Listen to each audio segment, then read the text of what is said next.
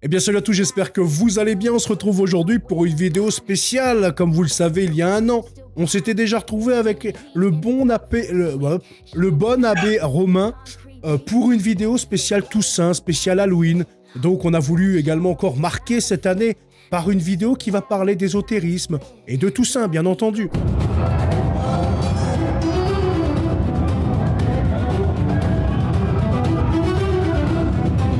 Merci à toi, mon cher père, d'être présent parmi nous. Mais merci à toi, Napo, pour l'invitation qui me touche toujours beaucoup. Donc, dans cette vidéo, nous allons un petit peu échanger. Je vais poser des questions à l'abbé Romain. N'hésitez pas, avant toute chose, d'aller suivre l'abbé Romain sur sa chaîne. Il y a énormément de vidéos passionnantes où il donne son point de vue de prêtre qui est toujours d'une importance capitale, j'ai envie de dire, puisque c'est pas une parole de laïc, vraiment, il y a quelque chose derrière. Et puis, les prêtres sont ordonnés, donc il y a un peu du Seigneur aussi derrière la parole des prêtres, donc c'est toujours intéressant. En tout cas, mon père, on va démarrer directement sur les chapeaux de roue. Qu'est-ce que l'ésotérisme selon l'Église catholique? Voilà. Donc, on s'est un peu synchronisé avant cette émission pour avoir un style pédagogique un peu précis. Pourquoi? Et là, je fais juste cette petite introduction, Napo, si tu me permets. C'est qu'on a vu très souvent qu'on prend des arguments et puis les auditeurs nous disent oui, c'est bien, on entend ça, mais où est-ce qu'on peut le retrouver? Où est-ce qu'on a la source? Et pour ça, je me suis dit que j'allais faire. Et je me suis prêté à l'exercice parce que j'ai reçu en amont les questions de mon cher ami Napo. Et puis, je vais chaque fois essayer d'avoir une synthèse vraiment théologique avec une position claire. Parce que l'idée, là aussi, c'est pas l'idée fluctuante, peut-être, et très humaine de l'abbé Romain qui se lève un jour du bon pied et l'autre jour du mauvais. Aujourd'hui, l'idée, par rapport à ces questions, qui sont des questions précises, c'est de répondre par rapport à la vie de l'Église. C'est tout. Et donc, il n'y a pas de fluctuation de ce côté-là. Donc, qu'est-ce que l'ésotérisme pour l'Église catholique? L'ésotérisme regroupe des doctrines et pratiques qui prétendent donner un accès à une connaissance cachée. C'est ce qu'on appelle aussi la gnose. Les sciences occultes, la magie, les pratiques divinatoires et certains courants qui sont issus du New Age. Souvent en dehors et en opposition à la vie et à la révélation chrétienne. L'Église met toujours en garde envers ces pratiques présentes aujourd'hui dans toutes nos sociétés, capables d'accéder à une vérité ultime hors du Christ, ou alors qu'elles ouvrent à des forces occultes, des forces secrètes qui peuvent être stimulantes. Le catéchisme appelle à la prudence et condamne clairement la divination, la magie et l'occultisme. Et je vous renvoie au catéchisme de l'Église catholique au numéro 2115 à 2117. L'enjeu pastoral ici est double, protéger en même temps la foi du peuple de Dieu et soigner les blessures spirituelles que ces pratiques peuvent engendrer. En tout cas, c'est une belle définition, mon père, puisque l'Église catholique a quand même 2000 ans, voire 3 000 à 4 000, si on prend aussi le judaïsme, d'expérience avec les pratiques païennes. Parce qu'on a beau dire c'est du néo-modernisme, c'est du New Age, etc. Ce sont juste des termes nouveaux. Mais en soi, les pratiques, elles, ne changent pas. C'est toujours la même chose depuis l'Antiquité. Avant, c'était peut-être dans du marc de café, comme on appelait ça. Aujourd'hui, enfin, même avec les lignes des mains, etc. Aujourd'hui, c'est avec d'autres outils qui ont été inventés. Mais la base reste toujours la même. C'est toujours des Absolument. pratiques païennes, en fait, tout simplement. C'est toujours ça. Et puis c'est toujours cette envie d'aller voir ailleurs, de trouver Mm. quelque chose de nouveau, de stimulant, et parfois même ça n'a même aucun sens. Soyons très clairs. Dans certaines pratiques divinatoires de magie ou d'occultisme, je me dis mais comment les gens peuvent croire à ça? Mais ils y croient. Alors qu'à la révélation divine, eh bien là, non, c'est un peu obsolète, on n'y croit plus. Ouais, votre dieu imaginaire, mais à côté de ça, bon, on va regarder l'astrologie ou l'horoscope ou je ne sais quoi. C'est vrai que c'est très cocasse quand même. Très cocasse. Exactement. Exactement. Mon père, un catholique peut-il célébrer la fête à la Santa Muerte? Alors, là, je vais expliquer pourquoi j'ai cette question, parce que c'est vrai que c'était une petite anecdote personnelle. D'ailleurs, un petit salut à mon ami Pedro, avec qui j'ai débattu pendant plus de 30 minutes un jour, hein, cet été même. Pour l'anecdote, en fait, il expliquait que dans sa famille, il y avait des catholiques latinos d'Amérique du Sud, etc. Et en fait, dans sa famille, il célébrait la Santa Muerte. Et donc, je lui expliquais que la Santa Muerte était un démon. Alors, la question aujourd'hui, pourquoi on peut trouver encore aujourd'hui ce genre de choses dans des familles catholiques. Des Mhm. certaines adorations, ou vénérations, ou je ne sais quoi, en fait, à des démons, quoi. Mhm. Là, c'est ici très souvent à nouveau à une espèce de mélange, ce qu'on appelle en théologie le syncrétisme. On Ouais. s'inspire de plusieurs dieux, de plusieurs divinités, et puis en fait, on ne sait plus ce qui appartient véritablement à la théologie et ce qui appartient à un espèce d'esprit paganiste issu de la gnose et qui essaie d'être mélangé en se disant, eh ben tiens, on fait un amalgame. Et cet amalgame, il est bien, parce que dans le fond, je vais créer un petit peu une espèce de croyance à ma sauce. Comme ça fait des années, des décennies ou plusieurs centenaires que chez nous on fait ça, eh ben c'est bien, c'est ancré dans les traditions. Alors, est-ce qu'on peut véritablement fêter la Santa Muerte comme catholique? La réponse, elle est non. Ah, je suis désolé, hein, je suis désolé. Alors, bien sûr, il faut maintenant argumenter.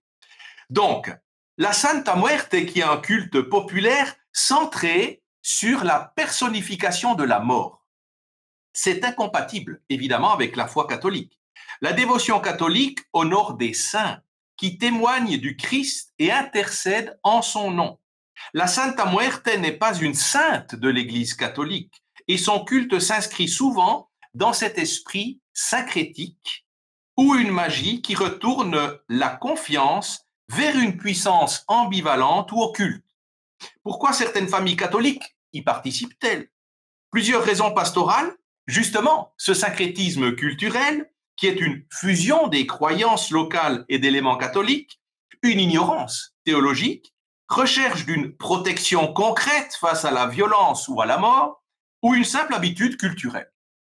Alors en soi, c'est pas forcément mauvais de le vivre si on le vit avec une vision qui ne va pas se centrer là-dessus, se focaliser là-dessus, être obsédé là-dessus.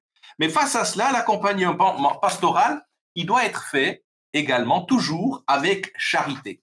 Parce que toutes les personnes qui croient encore en ces divinités, qui fêtent ça, souvent le font en toute bonne foi. Mais on doit les ramener juste à la raison et à la foi catholique. Donc il faut les rejoindre au même titre que le Christ le faisait, mais Mhm. ensuite leur expliquer les différences entre vénération légitime des saints et pratiques qui flirtent avec l'occultisme.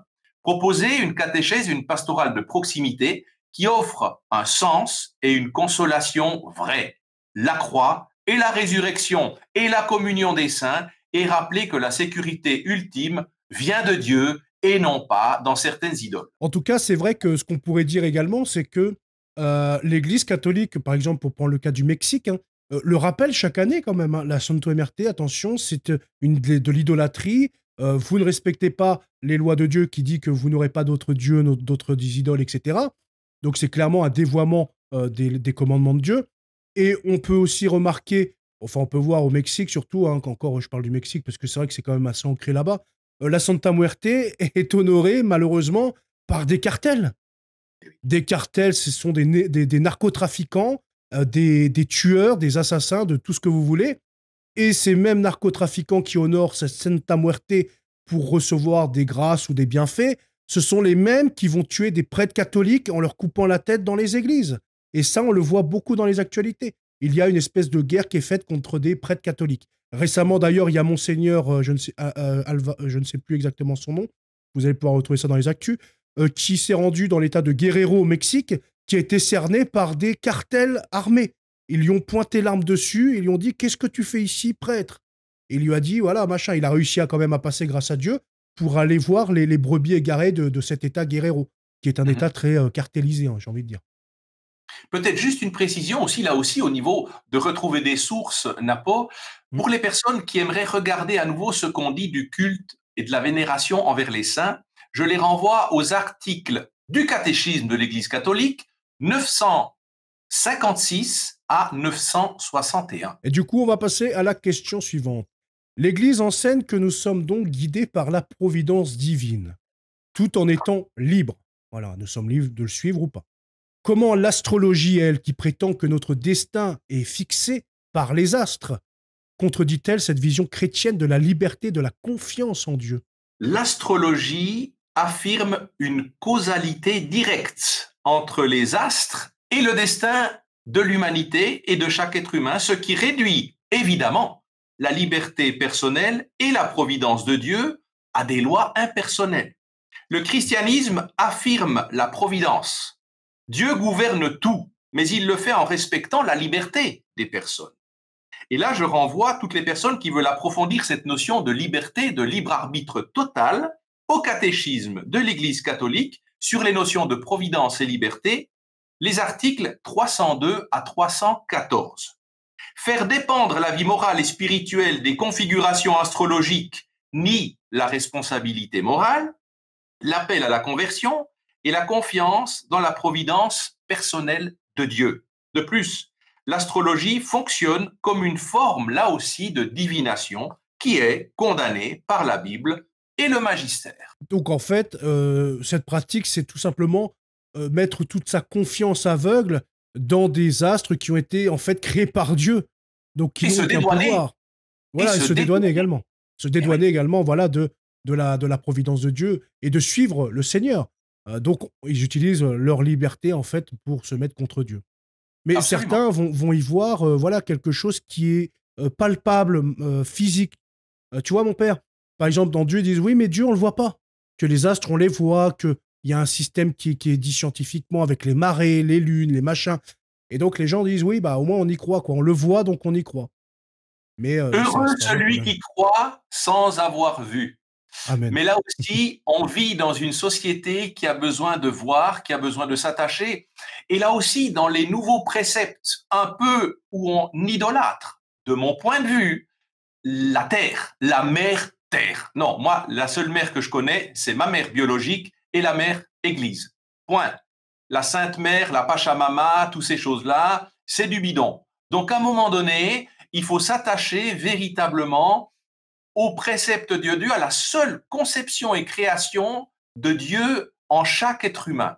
Et il n'y a pas des histoires d'astrologie qui viennent se mêler à ça. Bien entendu qu'il y a des phénomènes géologiques, on ne peut pas les nier, mais que ces phénomènes géologiques influencent notre nature même, notre âme, notre prédisposition morale, là franchement, c'est quand même une ficelle qui est très très grosse. Surtout que ça guide en plus notre vie, j'ai envie de dire. On va se fixer là-dessus et en fait, on va dans un tunnel en pensant que c'est vraiment ce qui va se passer, notre destin. D'ailleurs, on peut le voir dans l'histoire, Napoléon qui croyait à son étoile, à son Mhm. destin, sa destinée, parce qu'un nécromancien lui avait dit oui, mais vous serez ceci, vous serez cela. Et il s'y a accroché. Faut pas oublier non plus Joséphine Bonaparte également, qui était trempée dans l'ésotérisme, hein. C'est un couple qui était purement dans le New Age, etc. En tout Tout à fait. cas, question suivante. Là, on va parler de la pensée positive. Alors, je ne sais pas si tu es assez connaisseur de ce sujet-là, mais ça fait quand même beaucoup de ravages, la pensée positive. Parce Mhm. que les adeptes de cette pensée croient que leur pensée, en fait, crée leur réalité. Mhm. C'est-à-dire qu'on va trouver sur les réseaux des gens, enfin sur TikTok, YouTube, etc., qui vont t'expliquer que chaque matin, vous vous levez, vous dites mon compte en banque est rempli d'argent. Voilà, hop, et vous allez voir, la réalité va se créer. Ils vont t'expliquer, peu importe, peut-être que voilà, tu vas gagner ceci ou cela, mais dans tous les cas, ça fonctionne. Parce que tu es ton propre Dieu, tu es ton créateur en fait. C'est toi qui Mhm. crée ta réalité. Qu'est-ce que tu peux leur dire à ces gens-là, mon père? Alors là aussi, en synthèse, l'Église reconnaît la force de la pensée, de la volonté, de l'esprit, et la conversion intérieure, cette prédisposition intérieure, va automatiquement influer et transformer mon existence. Mais elle critique, donc l'Église, l'idéologie qui fait de la pensée une puissance autonome créatrice. La placer au-dessus de Dieu revient à une forme d'égo-déification. Hein, je deviens, et tu Le le disais moi, très ouais, bien, le Nabo, moi est mon divinisé. propre Ouais. mieux. Exactement. Et c'est là où la foi chrétienne distingue entre la responsabilité humaine, notre liberté, notre action, et le primat de la grâce. L'homme coopère, mais il ne s'auto-sauve pas par sa seule pensée. La pensée positive peut être utile pastoralement, chrétiennement, si elle aide et si elle nous dirige toujours vers l'espérance et vers la résilience. Elle devient problématique si elle évite la réalité du péché, si elle nie la souffrance ou promet un contrôle absolu sur la vie, l'illusion d'être maître de ma vie. Le magistère rappelle toujours la nécessité de la prière, de la confiance en Dieu et de la conversion intérieure et non d'un simple pouvoir mental. Et là aussi, je renvoie sur les notions de la prière, de l'espérance et de la coopération à la grâce au catéchisme de l'Église catholique, les numéros 1819 à 1845. Comme quoi que le catéchisme, pour ceux qui n'en sont pas adeptes, c'est un excellent livre qui répond à presque toutes les questions qu'on peut se poser encore aujourd'hui. C'est des questions intemporelles finalement. Comme on l'expliquait au début, voilà, tout ce qu'on peut connaître aujourd'hui, c'est issu de l'Antiquité, du démon. Donc Satan va se renouveler par des nouveaux termes, etc. Mais le fond reste le même. Là, on peut voir la pensée créative, ça éloigne en fait de Dieu. Parce qu'on s'auto-centre, on s'auto-déise, ouais, c'est comme ça qu'on dit, on se prend pour notre propre Dieu. Voilà, je peux créer tout ce que je vois parce que nous ne sommes pas finalement dans une vraie réalité. Comme certains autres, ils vont partir après sur le fait que, tout en partant de cette pensée créative, ils vont expliquer qu'ils sont dans une grande scène de théâtre, qu'ils en sont l'acteur principal et qu'en fait, à côté, ce sont peut-être des figurants, entre guillemets. Donc, c'est vraiment de l'égocentrisme poussé à l'extrême, quoi. Mhm. Et on peut voir aussi pourquoi ça fonctionne également, c'est parce que ça touche beaucoup à l'argent. Aujourd'hui, malheureusement, les gens ont de plus en plus de difficultés financières. Et donc, on leur promet qu'ils gagneront de l'argent, comme je l'ai dit tout à l'heure, mais également, il y a cette accointance avec les lois de l'univers. C'est-à-dire, on va placer l'univers à la place de Dieu. Cette énergie univers qu'on appelle, on va lui dire, vous pouvez faire un chèque, par exemple, à l'univers, et l'univers va vous donner cet argent. Voilà, on va soit placer sur soi-même, ou soit dire que voilà, l'univers est Dieu, et expliquer qu'il y a des forces de l'univers qui agissent dans le monde, sur les personnes qu'on doit prier l'univers. Donc tout ça se rejoint finalement, de tout ce que le catéchisme en tout cas disait. Et puis là, ce qu'il faut aussi quand même rappeler, parce que c'est vrai que sans doute tu as déjà fait cette même constatation, quand on va dans les librairies, aujourd'hui on a des rayons qui sont destinés à religion, ésotérisme, bien-être ou développement personnel, et c'est tout le même. Et en fait, dans ce rayon-là, on trouvera une Bible, un grimoire, un tas de choses, mais en général, je dirais, les articles catholiques sont très en minorité par rapport à ce qu'on va trouver. Mais comme tout est mis sur le même plan, on fait son supermarché aux croyances et sont mélangés au catéchisme de l'Église catholique ou de la Bible des arts de la divination. Mais les arts de la divination, il y a des belles images dessus, très actuelles, et puis on offre avec peut-être une poupée vaudou, puis on va se dire, tiens, ben, je vais essayer. Et voilà. Alors, c'est là aussi où j'aimerais juste rappeler que ce développement du bien-être, c'est vraiment se remettre dans les bras de Dieu, dans les sacrements de Dieu, dans les préceptes de Dieu. Et là aussi, le rôle de tout catholique est de rappeler chaque fois cette centralité. Comme Jésus disait sur la croix, tout est accompli. Tout est accompli au niveau de l'histoire du salut, mais dans ma vie, tout reste à accomplir grâce à ces préceptes et non pas en renouvelant et en ayant une église catholique du 21e siècle qui va devenir elle-même totalement perméable et contaminée par ces pensées-là. C'est là où l'église catholique doit redire « Attention, tout a été accompli sur la croix ». Il n'y a plus rien à attendre d'autre. Tout à fait. Donc du coup, ça rejoint un petit peu, en fait, que le démon se cache derrière ce terme de bien-être, de spiritualité, pour séduire les jeunes, comme tu le disais si bien, avec des belles images, des beaux anges majestueux sur les cartes de tarot, des beaux pendules avec ornés de diamants, des choses comme ça. Donc en fait, voilà, c'est par ici que le démon séduit les jeunes en leur disant, regardez, c'est beau, touchez, vous allez voir, vos yeux vont s'ouvrir, vous connaîtrez le bien et le mal, etc. Ça nous renvoie au Jardin d'Éden, hein. Vous serez comme des dieux. Vous serez comme des dieux. Et aujourd'hui, ce message-là, il est très, très fort. Vous serez comme des dieux pour autant que vous vous émancipiez totalement du joug du Christ, qui n'est pas vu comme une libération, un accomplissement total de la vie humaine, mais comme au contraire, un asservissement, comme quelque chose qui va me brider, me brimer dans tout ce que j'ai à vivre, dans tout ce que j'ai à être. Et ça, le démon est très fort aujourd'hui et il déforme les mots, il déforme les principes, il déforme énormément de choses, mais c'est un expert en la matière. Hein. Il a de l'expérience, en tout cas, avec les hommes depuis le jardin. Donc, il n'est pas son coup d'essai.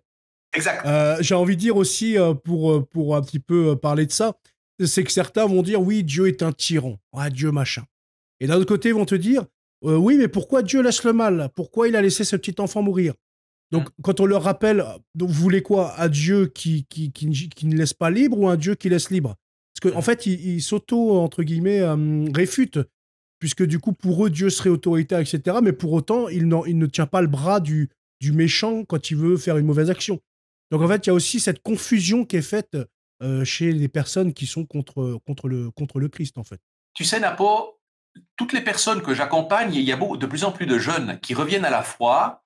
Elles reviennent souvent après avoir touché le fond, après avoir vécu totalement dans le bien-être matériel et idéologique. Donc, elles ont vraiment ménagé leur vie, je dirais aménagé leur vie, à l'image de l'enfant prodigue, hein, quand il a demandé son patrimoine et qu'il est parti, qu'il s'est perdu. Mais quand elles reviennent, elles me disent toujours, je pensais que les préceptes divins aliéneraient, m'empêcheraient d'être moi-même. En fait, je me suis perdu et j'ai envie de retrouver la véritable liberté parce que j'étais en exil et j'étais comme un esclave dans ce monde, soumis à toutes les passions que l'on m'a vendues comme étant le Graal à obtenir. Et il y en a beaucoup de nous qui sommes des nouveaux convertis, enfin des reconvertis plutôt, qui avons touché ce fond-là d'ailleurs. Donc c'est pour ça qu'on est peut-être plus doux avec les personnes aussi, parce qu'on a touché ce fond-là, on sait comment on était à ce moment précis. Donc mon père, prochaine question, les rituels de purification par l'encens ou la sauge sont souvent utilisés dans les milieux ésotériques, ça on peut le voir partout sur YouTube, etc. Pourquoi cela donc ne chasse pas déjà d'une les entités maléfiques et de deux, est-ce qu'il existe vraiment des énergies négatives qui se promèneraient autour de nous d'après l'Église catholique? Mhm.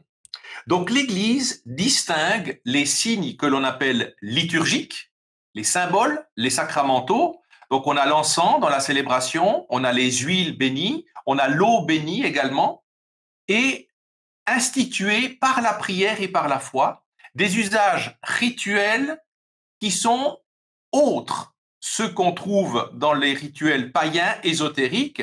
Et là, il faut vraiment distinguer les deux choses. L'encens, il est béni et utilisé dans la liturgie. Il est signe de la prière, de la purification, mais il n'est efficace que dans la foi en Dieu et selon la prière de l'Église. La sauge et certains rites de purification issus de cultures non chrétiennes n'ont pas la même efficacité spirituelle par eux-mêmes. Ils peuvent surtout offrir un effet psychologique ou traditionnel, et l'Église accepte le concept de force du mal ou d'influence spirituelle, donc tout ce qui est l'aspect également de la vexation, du tourment, de la possession, de la lutte contre le démon, mais elle enseigne que seul le Christ, par l'Église, a autorité sur les puissances occultes, et là c'est le rituel de supplication et d'exorcisme qui le dit. Quant aux énergies négatives, ce langage, il est souvent ambigu. Il peut décrire des réalités psychiques ou spirituelles, mais la théologie catholique préfère parler de péché, d'influence démoniaque ou de désordre moral plutôt que d'énergie impersonnelle. Donc, au niveau du rituel, je ne peux pas vraiment faire un renvoi parce que seuls les prêtres exorcistes ont le rituel en question. Par contre, je peux renvoyer par rapport au pouvoir du mal et de l'exorcisme, à nouveau au catéchisme de l'Église catholique, au canon 1673 à 1679.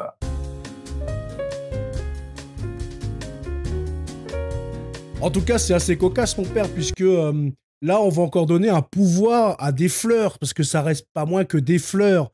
Et les gens ne peuvent en aucun cas être protégés parce que, voilà, ils vont l'utiliser comme l'Église le fait. D'ailleurs, le catéchisme dit très bien de ce que tu as cité, c'est qu'il faut que ce soit l'Église elle-même qui prie et qui fasse ces choses-là. Que quelqu'un de chez lui ne le protégera pas. Encore plus quand il va pratiquer des choses qui sont interdites par Dieu et dont il a en horreur, en fait. Donc, il y a zéro protection. Exactement. Et je voulais juste rajouter également, parce que tu as parlé à un moment dans le catéchisme, j'ai plus exactement le terme, mais il y a certaines personnes de l'ésotérisme, du New Age, ou même, on peut le voir aussi, des gallicans de la vieille église, etc., qui se prétendent exorcistes et qui pensent pouvoir chasser les démons. Mais comme de ce que tu as lu, ça a été dit bien précisément, c'est que le Seigneur a le pouvoir de chasser, en fait. Donc, si on veut, c'est un espèce de spectacle que le démon met en lumière, en fait. C'est-à-dire qu'il fait semblant de s'auto-chasser pour donner peut-être un peu d'orgueil à la personne, penser qu'elle a des pouvoirs, peut-être. Comment on pourrait imaginer ça? Est-ce que c'est vraiment le démon qui s'amuse?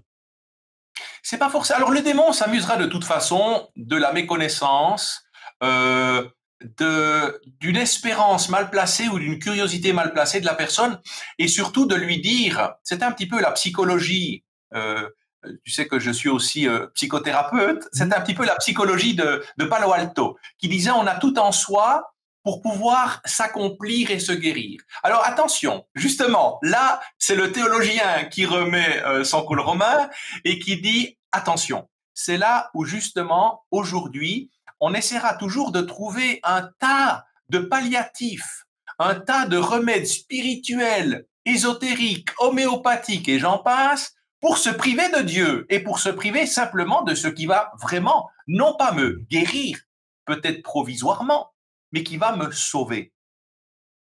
Et c'est pour ça qu'on ne doit jamais avoir peur, et c'est un petit peu toujours ce que nous donne le sens de l'évangile, avoir peur de ce qui peut toucher notre corps, mais de ce qui peut toucher notre âme.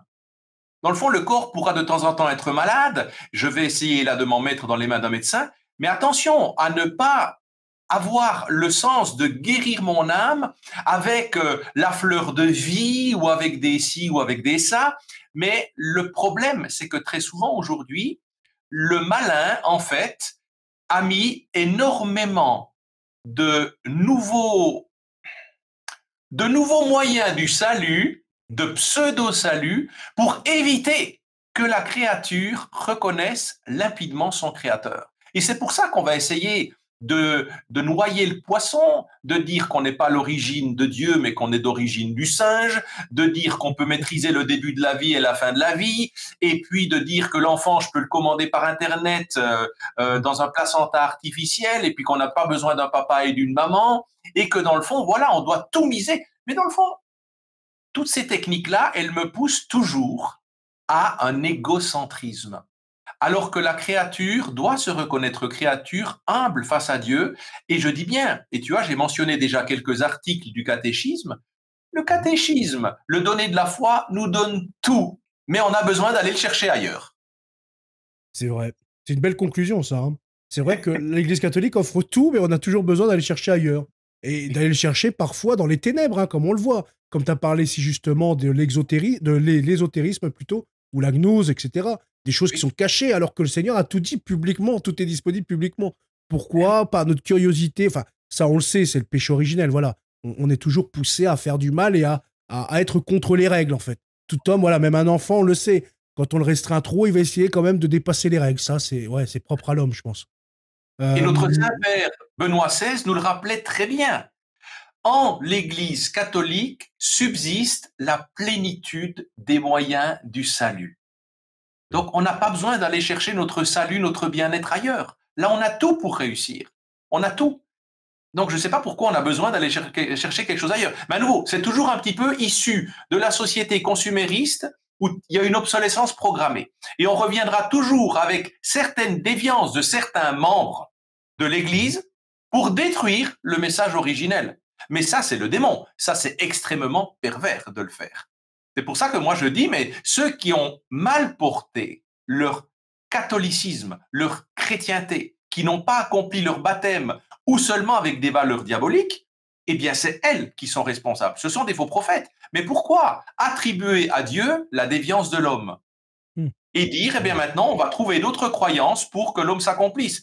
Mais si aujourd'hui, tous les psychothérapeutes s'entendent pour dire qu'on n'a jamais eu autant de personnes déprimées, suicidaires, c'est en général des personnes qui se sont vouées uniquement au bien-être humain et qui ont été chercher leur salut partout, sauf dans l'Église.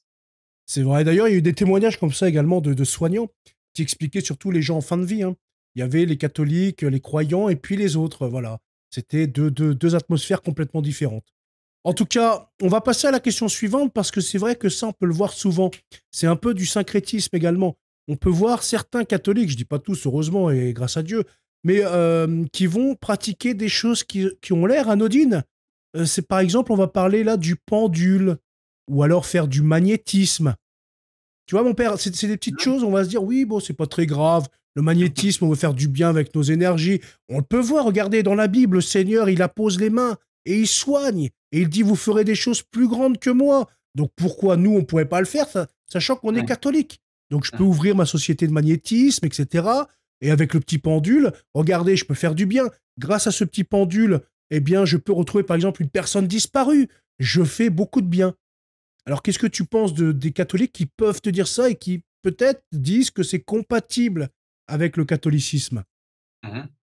Alors, déjà, ce que moi je pense, Napo, c'est de dire que humainement, j'entends et je vois ces personnes, mais qui très souvent, justement, ne se relient pas à la foi catholique, ne sont pas des connaissantes, mais sont des personnes qui fluctuent à gauche, à droite, qui essaient, qui tentent, et qui, dans le fond, là aussi, pensent et partent à partir de leur environnement proche et de leurs envies et de leurs connaissances propres, mais ne s'enracinent pas dans ce que nous dit l'Église. Alors, pour l'Église, ces pratiques-là, c'est non. C'est non. Ces pratiques sont incompatibles avec la foi catholique lorsqu'elles relèvent de la divination, et on y revient, ou invoquent des forces occultes, à nouveau catéchisme de l'Église catholique, 2115 à 2117. Utiliser le tarot, utiliser le pendule pour connaître l'avenir ou prendre des décisions spirituelles revient à rechercher une sagesse, une connaissance hors du Christ. Et c'est là que j'appelle la curiosité mal placée. Si j'ai besoin de savoir ces choses-là, de connaître mon demain, alors que j'ai à travailler mon présent, présent qui signifie cadeau, c'est un synonyme de cadeau le présent, eh bien c'est aujourd'hui que je vais m'accomplir dans cette connaissance. Pourquoi est-ce que j'ai besoin de penser à demain alors que le demain appartient à Dieu seul et que je ne sais même pas si je serai là? Donc j'ai besoin de savoir si cette voie-là m'accomplira pleinement. C'est un manque de foi, c'est un manque de croyance en la providence et en la bienveillance de Dieu.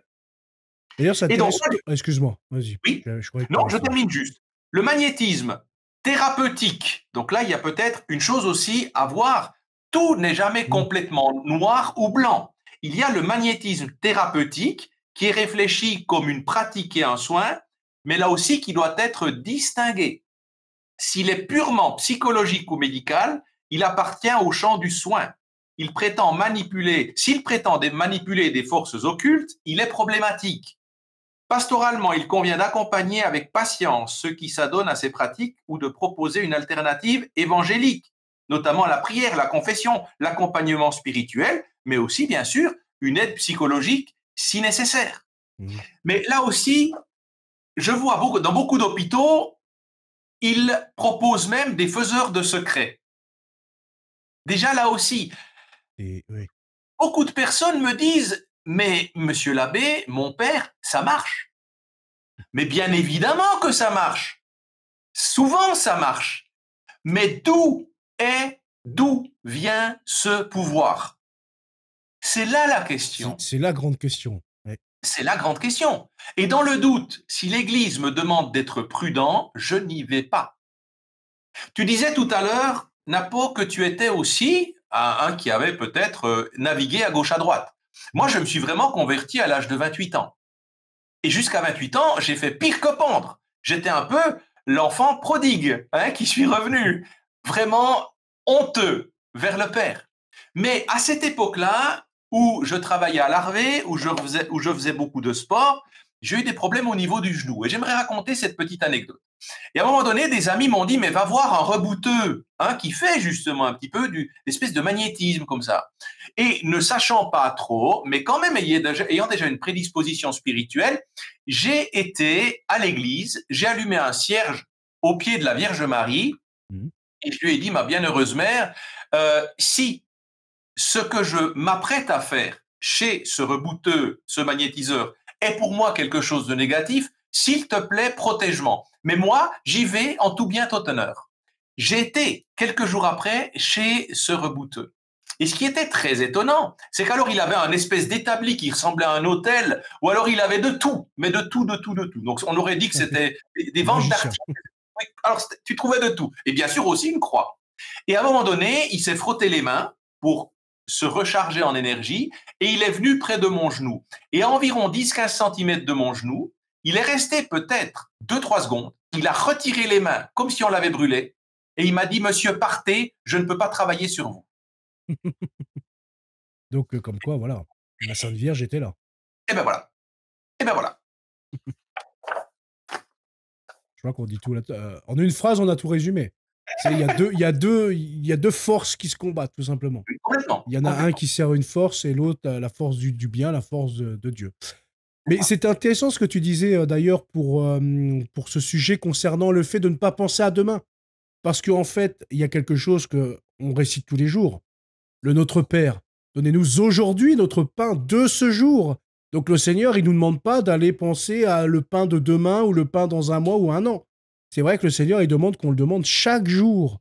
Donc c'est bien que chaque jour suffit sa peine, comme on dit. Donc il n'y a pas déjà besoin de penser à ultérieurement. Et puis voilà, c'est tout. J'avais pas grand-chose d'autre à dire. J'ai envie de passer quand même par Sainte-Hildegarde de Bingen, qui était ce qu'on peut appeler aujourd'hui une herboriste. Comment faisait-elle, d'après toi, pour concilier ça avec sa foi? Et comment tout catholique qui aime le soin par les plantes devrait faire? Parce qu'aujourd'hui, ça revient beaucoup à ces méthodes naturelles, etc. Comment pas se perdre dans tout ça, mon père? Alors, Sainte-Hildegarde, ça remonte quand même au XIIe siècle. Hein. Oui. Donc, ça fait un bout de temps. Mais elle utilisait les connaissances des plantes, donc tout ce qui est aussi l'aspect de l'herboristerie. Et j'entends ça, c'est quelque chose qu'on ne peut pas dire en premier lieu d'ésotérique. Parce que une herbe peut de toute façon avoir des vertus sur mon corps. Alors, pas sur mon âme, mais sur mon corps, elle peut avoir des vertus. Il y a même des herbes qui peuvent guérir certaines plaies, qui désinfectent certaines plaies. Mais il utilisait, elle, ses connaissances de plantes et un discours holistique sur l'homme créé par Dieu. Elle voyait la création comme un don de Dieu, bonne dans son ordre, dans sa création, et la médecine comme service au prochain. Donc il n'y avait pas question là de sauver l'âme, mais plus de guérir plutôt le corps, le bien-être du corps. Sa pratique était insérée dans la prière. Donc là, on peut dire qu'elle avait un fondement profondément spirituel et non pas ésotérique ou syncrétique. Hein. Et il y avait l'aspect du jeûne, d'une vie très monastique, donc très pieuse, et la foi donnait la finalité morale et spirituelle à la pratique médicale. Donc aujourd'hui, un catholique qui utilise des plantes doit respecter deux principes. Premièrement, agir éthiquement et scientifiquement, ne pas promettre des miracles. Si je prends une camomille le soir et qu'on me dit, tu verras, ça va te faire du bien, ça va te calmer, c'est scientifiquement prouvé. Si on me dit, prends ta camomille et ça va te diriger vers le royaume des cieux, non. Deuxièmement, inscrire son action dans la foi. Donc, reconnaître la création comme un don. Prier pour le malade, agir selon la charité. Ainsi, ce qu'on appelle la phytothérapie légitime est compatible avec la foi. La transformer en culte des énergies ne l'est pas. Et c'est là où il faut faire vraiment la part des choses. C'est là la frontière, en fait, comme tout. Je vois, j'ai ma sœur, ma grande sœur, qui fait de la... mince, comment ça s'appelle? Oh, j'ai perdu le mot. C'est un truc assez nouveau maintenant. Pareil, c'est du soin par le massage, la réflexologie. Oui. Voilà, qui fait de la réflexologie. Et moi, je l'ai prévenu. J'ai dit, fais attention, ma sœur, parce que dans la réflexologie, il y a des frontières. Il ne faut pas que tu dépasses cette frontière. Parce qu'il y a des formatrices, par exemple, qui font payer des petites formations comme ça en plus pour... on passe donc du massage, encore du magnétisme, à faire appel à des forces en disant, on peut masser, puis en même temps, voilà, vous faites ces prières-là, ces trucs-là, vous vous apposez les mains. Donc j'ai dit, ne franchis pas cette frontière parce que là, tu t'écartes vraiment du côté scientifique et là, tu pars dans les ténèbres. Et je pense que du coup, elle ne le fait pas, mais j'espère pour elle en tout cas. C'est très juste. J'ai un de mes frères qui est réflexologue. Et là aussi, il y a vraiment l'aspect qu'on peut dire thérapeutique, l'acupressure, l'acupuncture, la réflexologie, le massage a un effet sur le corps, c'est évident. Mais est-ce que derrière, il y a une notion d'utiliser aussi une prédisposition spirituelle, des ouvertures de chakras, où on mixe en même temps avec un traitement thérapeutique du spirituel. Et c'est là où il faut faire attention, très attention. C'est vrai qu'il faut toujours rester sur cette frontière. Et grâce à Dieu, l'Église nous en parle quand même. Même si aujourd'hui, c'est vrai que le clergé est un peu très éloigné de ces questions-là. Mais heureusement, on a quand même des écrits qui restent. Et puis certains prêtres, comme toi d'ailleurs, hein, d'ailleurs, je vous invite à retrouver l'abbé Romain sur YouTube, hein, il a d'excellentes vidéos. Et il y a également d'autres prêtres qui parlent de tous ces problèmes. Donc, heureusement que vous êtes là quand même sur YouTube. Donc, mon père, prochaine question. Comment discerner entre un vrai signe de Dieu et une illusion spirituelle inspirée du démon? Parce qu'aujourd'hui, c'est quand même une question très importante, j'ai envie de dire. Avec toute la flopée de mystiques qui pop sur Internet et sur toutes ces chaînes YouTube, des faux prophètes, etc. D'ailleurs, le Seigneur, dans l'évangile du jour, en a assez parlé de ça, des faux prophètes. Donc ça, c'est très important. Comment on peut discerner ça, mon père? Donc, le discernement, et là, c'est le maître mot, et tu l'as très bien dit, Napo, il faut discerner. Parce que de zapper automatiquement, j'entends, on est aussi aujourd'hui souvent dans une pensée où on voit et on juge et où on entend, ça c'est bien, ça c'est mal. Il n'y a pas de discernement. C'est une pensée manichéiste, c'est une pensée binaire. Il faut toujours se rattacher à une connaissance, à une appropriation, à une conscience, et non pas à un espèce de sentiment. Je suis cette chaîne-là parce qu'elle me fait du bien. Ah, je suis heureux quand j'écoute telle et telle chaîne. Et d'ailleurs, là aussi, j'aimerais renvoyer à une émission que tu avais faite pour dénoncer un petit peu ces chaînes poubelles, parce que, soyons clairs, et c'est pas dénigrer la chaîne en elle-même, mais ce qui se dit, parce que là aussi, ça éloigne, ça dissipe complètement et ça occulte le vrai message. Donc, le discernement, il est premier. Ce discernement spirituel repose sur plusieurs critères. Premièrement, et c'est vraiment toujours pour moi central, la cohérence avec la foi.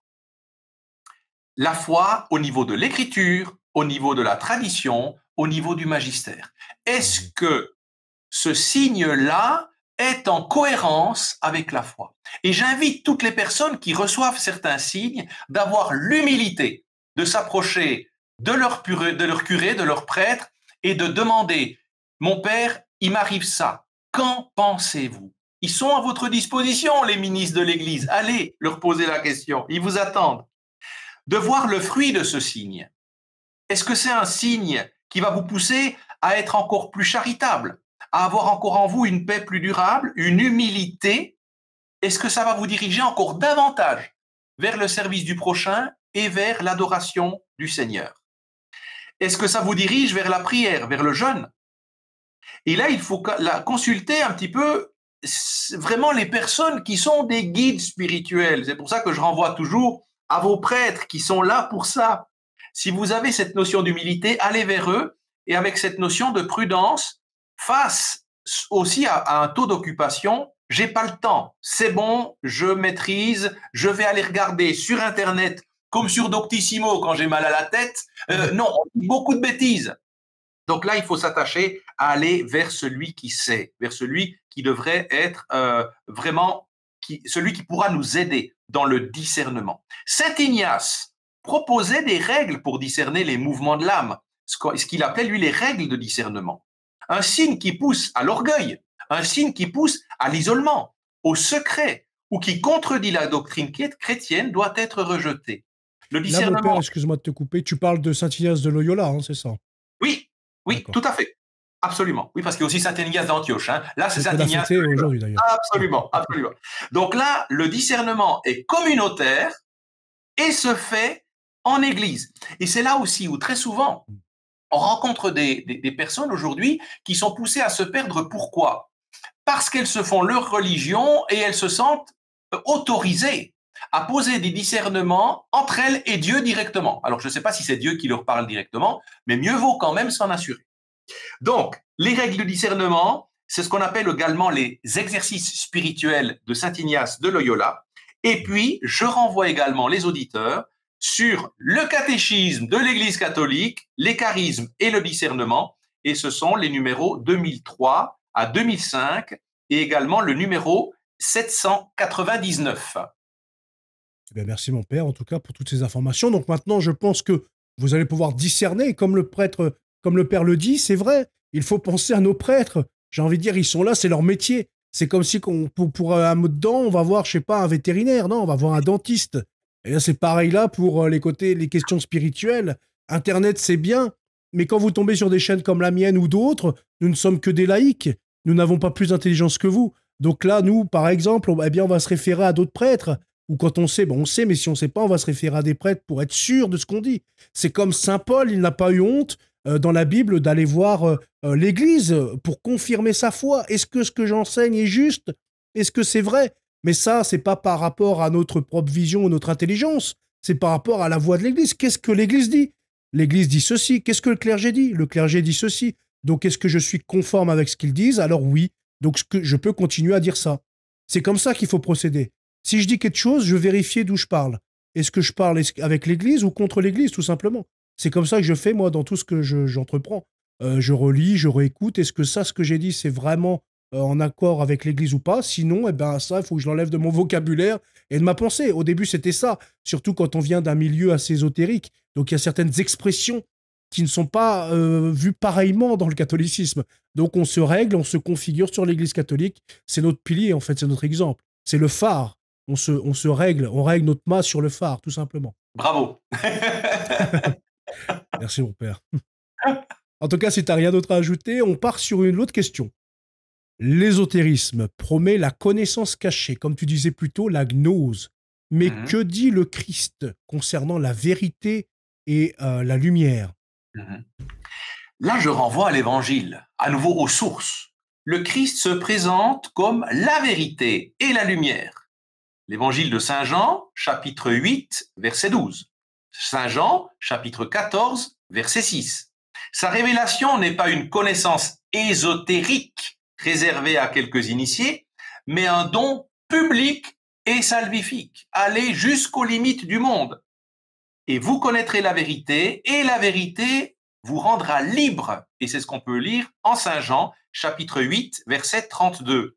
L'Évangile appelle à la foi en une vérité accessible à tous par la foi, par les sacrements et à l'initiation de la vie de l'Église, et non à une élite cachée. Donc tout est disponible, tout est disponible. Et c'est pour ça que nous avons les sacrements que l'on appelle de l'initiation chrétienne, avec le baptême, l'Eucharistie et la confirmation. Et une fois qu'on a été confirmé, là je rappelle quand même à des parents, parce que là aussi c'est une erreur, quand des parents forcent les enfants à être confirmés, je rappelle que les parents prennent la décision de baptiser leur enfant, mais la confirmation, c'est l'enfant, c'est le fidèle qui confirme la propre foi dans laquelle les parents l'avaient projeté, que c'est lui qui confirme à ce moment-là qu'il est mûr pour accepter ça. Et là aussi, tout est ouvert. Et il y a cette maturité qui nous pousse toujours à approfondir davantage. Et là aussi, il y a une chose qui est fondamentale dans cette connaissance. Rien n'est caché. D'ailleurs, l'Évangile nous dit, tout ce qui est caché sera révélé. Mais là aussi, on ne comprend pas encore tout ici et maintenant. Moi, j'ai beaucoup de choses dans ma personne, dans mon tempérament, dans mon ministère, que je ne comprends pas.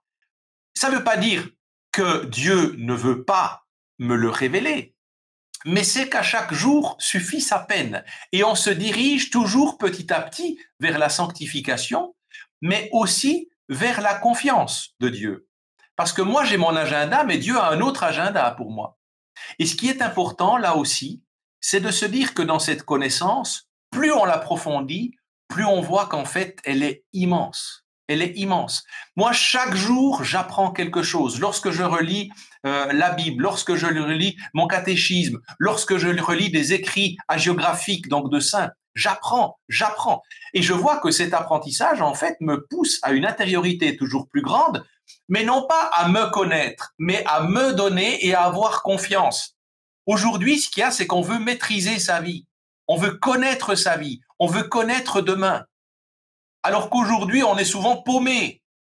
Soyons fidèles, humbles envers le Christ et en se disant, de toute façon, je ne maîtriserai jamais assez. Mais c'est pas parce que Dieu ne veut pas me le révéler maintenant. C'est parce que en cette vie, dans cette existence, aujourd'hui, Dieu est encore trop lumineux pour mes yeux. C'est ça. C'est pas qu'il se cache. C'est qu'aujourd'hui, il est trop lumineux pour mes yeux. D'ailleurs, si je voyais Dieu en face à face aujourd'hui, si je réalisais qu'il imprime en moi le caractère sacré dans l'aspect de l'agir in persona Christi, certains saints disent, vous brûleriez d'amour sur place. Tellement ça serait fort. Et je trouve que c'est beau en même temps. Il est très pédagogique avec nous. Ouais. Heureusement, oui. Il y a beaucoup qui va finir au tir. Oui. En tout cas, c'est vrai que aujourd'hui, on a aussi ça, tu le disais bien, et tu as dit beaucoup de bonnes choses également. C'est vrai qu'il y a ce refus d'accepter les mystères, en fait. On a besoin de tout comprendre, on a besoin de tout savoir. Comme si que Dieu était à notre service, et on dit, tiens, ça, je veux le comprendre, Dieu, dis-moi. Ah, tu me dis pas, donc t'existes pas. Voilà, Mhm. votre religion est fausse parce que ça, vous pouvez pas l'expliquer. Bah, il y a des fois, voilà, il faut aussi que certains catholiques se mettent en tête ça. C'est qu'en fait, on ne peut pas tout savoir. C'est impossible. Alors, c'est pas parce que vous allez discuter avec un ami ou une autre personne d'une autre religion et qui vous pose une colle que c'est parce que votre religion est fausse. C'est pas parce que vous ne savez pas répondre que c'est faux et que personne n'y a répondu. Donc, j'ai envie de dire, voilà, il faut laisser de la place un peu au mystère. On peut pas tout. D'ailleurs, saint Augustin a passé toute sa vie à essayer de comprendre peut-être 0,1% de la Trinité. Je veux dire. Et pourtant, c'est saint Augustin. Je veux dire, c'est pas le mec comme moi. Voilà, c'est quand même saint Augustin. Donc, Mhm. alors, nous, à notre propre niveau, combien encore c'est pire, parce qu'en plus, dans cette société déchristianisée, on a encore beaucoup moins de savoir. Donc, on part Mhm. de très, très loin. Donc, il faut Mhm. rester humble, tout simplement, et accepter qu'il y ait des mystères. Voilà. Et face à tous ces sachants qui refusent la mystagogie, qui veulent tout savoir, Mm. moi je leur dis et je leur mets vraiment en face tous les mystères eucharistiques, le suaire de Turin, qui m'explique. On verra où leur savoir s'arrête. Tout à fait. Voilà. En tout cas, on va finir avec la question pour ce thème, mon père. Mhm. Le clergé a-t-il vraiment encore le courage aujourd'hui de dénoncer ouvertement la magie et la divination comme des péchés mortels? Comme si Mhm. qu'il mettait un coup de poing sur la table, stop, il y en a marre. Il y a Mhm. trop de ce genre de choses dans la société. Mhm.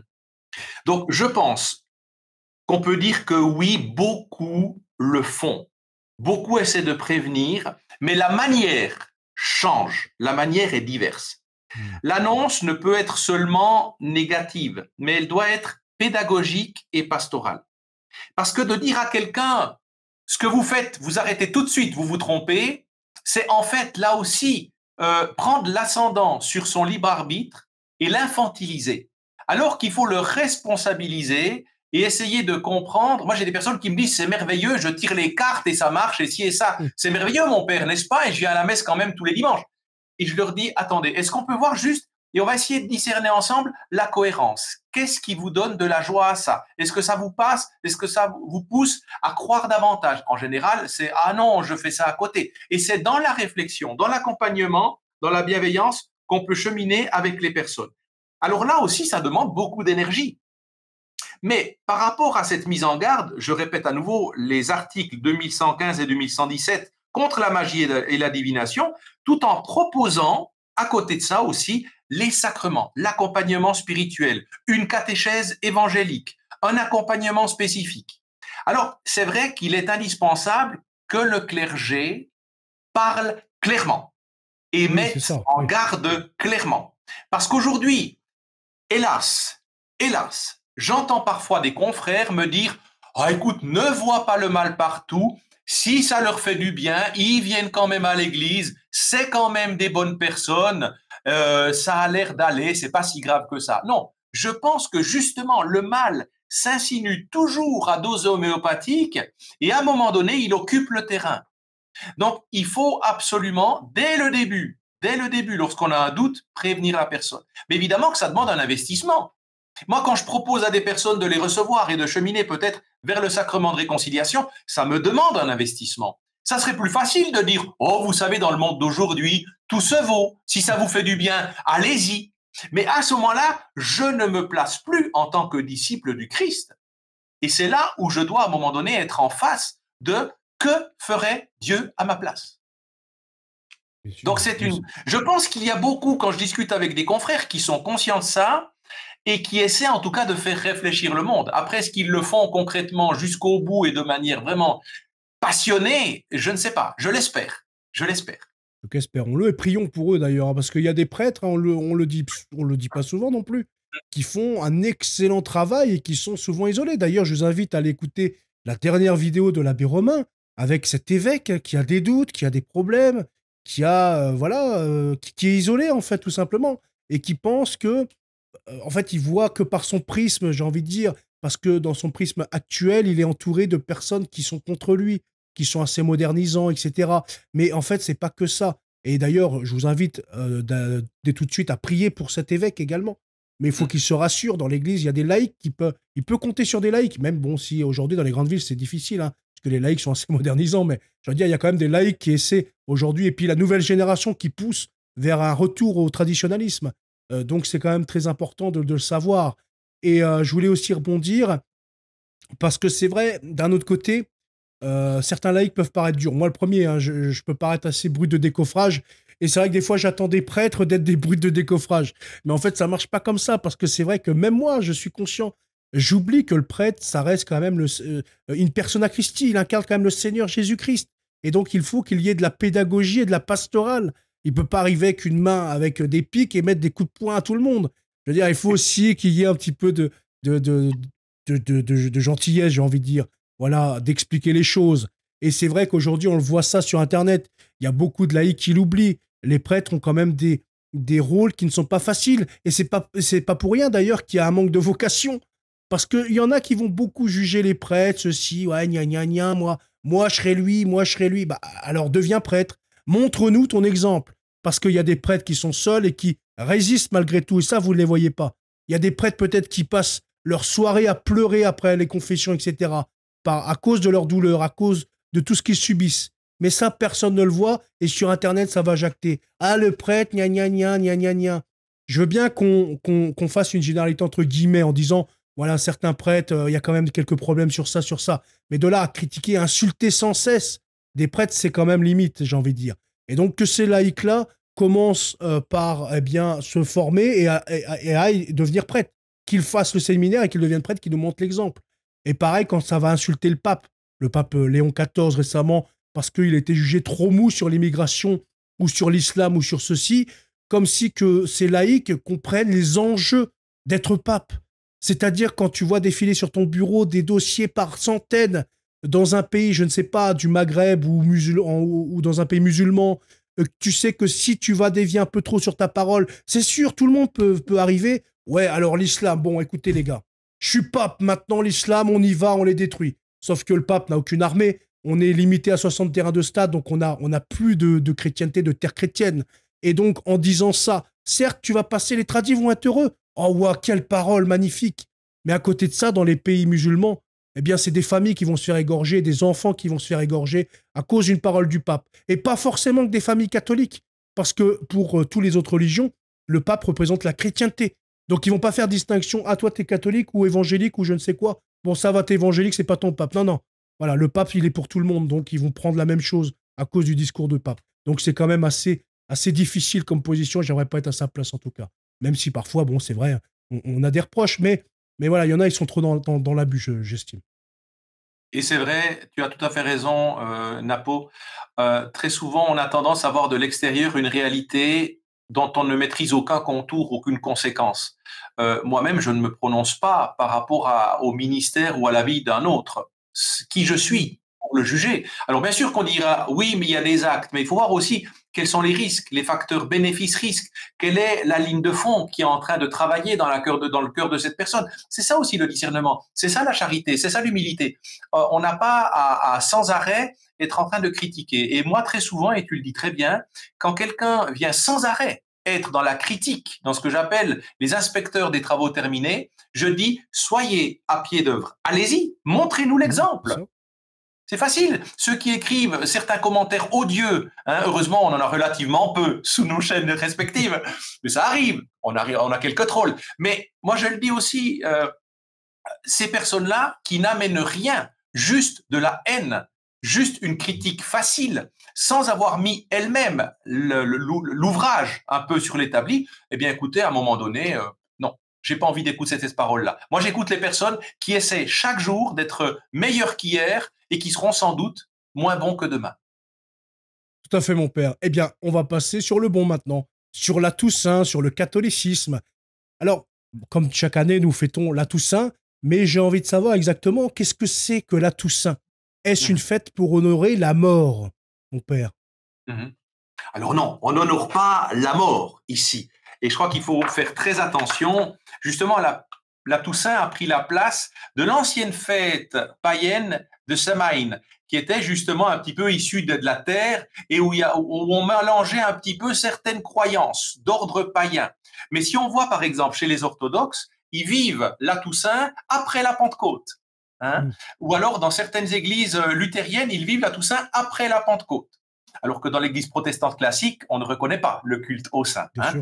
Mais chez nous, on a placé justement la Toussaint au 1er novembre et c'est la fête, non pas de la mort, c'est la fête de tous les saints. De tous les saints. Et je dirais même, Napo, toi et moi, on espère être dans cette grappe. Parce qu'il y a les saints en devenir et il y a les saints qui sont déjà dans la béatitude du Seigneur. Mais nous, on espère, on se dirige vers la sainteté. Mais il faut qu'on en soit conscient et qu'on mesure le risque chaque jour de perdre sa vie si on n'est pas attentif à cette rectitude et à cette cohérence avec ce que nous demande le Seigneur. Donc la Toussaint, c'est vraiment la fête totale de ces saints, de cette communion des saints, et je dis bien connus et inconnus, parce qu'on a les saints qu'on a dans notre sanctoral, dans notre calendrier liturgique, mais justement, il y a un tas de saints qui ne sont pas dans ce calendrier, mais qui sont seulement dans le cœur de Dieu. Et c'est très beau parce que c'est un signe, je trouve, d'espérance formidable. Elle célèbre la victoire du Christ et la communion des saints. Ceux qui contemplent Dieu dans la béatitude. Et on commence de le contempler, nous, ici-bas. Nous, ici-bas. Même si le royaume de Dieu est déjà présent, mais pas encore accompli complètement. Mais il est présent dans ton cœur, dans mon cœur, Napo. Il est là déjà, mais il est en germe. Il est en germe. Et il ne tient qu'à nous de le diffuser. Et c'est exactement ce qu'on essaie de faire par l'intermédiaire de nos réseaux et de nos ministères respectifs. Ce n'est pas une fête, comme je l'ai dit, pour honorer la mort elle-même, mais pour rendre grâce à Dieu pour la sainteté humaine et pour rappeler l'appel universel à la sainteté. Et personne n'est assez petit, assez mauvais, assez éloigné de Dieu pour ne pas cheminer vers la sainteté. Et là, je renvoie les personnes qui souhaitent un petit peu, là aussi, approfondir leur connaissance à Lumen Gentium, chapitre 5, qui parle de tout ce qui est la mort en vue de la signification, sa symbolique chrétienne et la recherche de la sainteté, le passage de la vie en Dieu grâce à la résurrection du Christ. Et donc, dans cette tradition-là, la Toussaint, pour nous, ça n'a absolument rien à voir avec un culte de la mort. C'est absolument faux. On honore donc des personnes, des humains comme nous, des créatures qui, d'après Dieu, ont été jugées aptes à rentrer dans le royaume. Alors, une question quand même nous turlupine, mon père, vous allez peut-être y répondre ou pas, enfin, tu vas peut-être y répondre ou pas. C'est, est-ce que en cette fête spéciale, au paradis, le péché d'ivresse est levé? Je ne peux pas me prononcer par rapport à ça. En tout cas, ça doit bien festoyer. Hein, je pense que ça doit festoyer. Mais est-ce que là-haut, l'ivresse a la même conception et la même vision que chez nous? Peut-être pas. En tout cas, mon père, deuxième question. Quelle est la différence entre la Toussaint, le 1er novembre, et la commémoration des fidèles défunts du 2 novembre? C'est une très bonne question. Parce que justement, la Toussaint célèbre explicitement la gloire des saints, le cheminement des saints, la communion des saints. La commémoration des fidèles défunts, que l'on place le lendemain en général, donc au 2 novembre, c'est le jour des morts. Et là, c'est un temps de prière pour ceux qui sont morts et qui sont en chemin vers la pleine communion. Ce qu'on appelle aussi les âmes qui seront en purgatoire, dans cette phase de purgatoire. Donc la nuance, c'est que la Toussaint célèbre la béatitude en devenir et parfaite, et le 2 novembre, c'est un acte de miséricorde et d'espérance pour les défunts qui ont besoin de nos prières. Et d'ailleurs, moi, je souhaite toujours, je prie, quand je commémore avec toute la liste des défunts de l'année, mais aussi les défunts de ma famille le 2 novembre, sur le cimetière, parce qu'en général, on va sur le cimetière, j'intercède vraiment pour ces personnes-là, pour le salut de leur âme, mais qui peut dire qu'elles sont déjà complètement blanchies ou qu'elles ont besoin de ce sas qu'est le purgatoire. Bien sûr. Moi, j'imagine bien que j'aurais besoin d'un temps, d'un espace de purgatoire pour être ensuite dans la vision béatifique. Clairement, d'ailleurs, tout catholique, je pense, le sait. Enfin, Je connais pas, même des plus grands, même les plus grands saints qui puissent exister, si on les a lus sérieusement, aucun ne dit ah moi demain, moi je pense que je vais mourir, je vais être saint. Je veux dire, c'est un manque d'orgueil flagrant. Voilà, on est humble, on sait très bien, avec le nombre de péchés qu'on commet, et même parfois des péchés qui sont inconscients. Je veux dire, on peut pas, c'est impossible de se dire que déjà qu'on évite l'enfer d'un fil, je pense que c'est la Mhm, seule espérance qu'on peut avoir ici-bas. mhm, Alors, je voulais dire quelque chose, mais du coup aussi, c'est important de dire, je pense, parce qu'on parle des fidèles défunts, mais l'Église catholique ne met personne en enfer. Voilà, elle dit pas, lui, il est parti en enfer. Voilà, elle laisse tout ça dans la miséricorde de Dieu. oui. Je voulais dire que vous pouvez prier pour vos proches, même s'ils sont purgatoires et même si malheureusement ils sont en enfer. C'est-à-dire, on ne peut pas le savoir. Donc, peut-être que là, vous allez prier pour lui, il sera en enfer. Et peut-être que grâce à votre prière, que personne n'a prié depuis 50 ans, vous allez peut-être le sauver de l'enfer. Enfin, au jugement, il sera peut-être au purgatoire grâce à vos prières.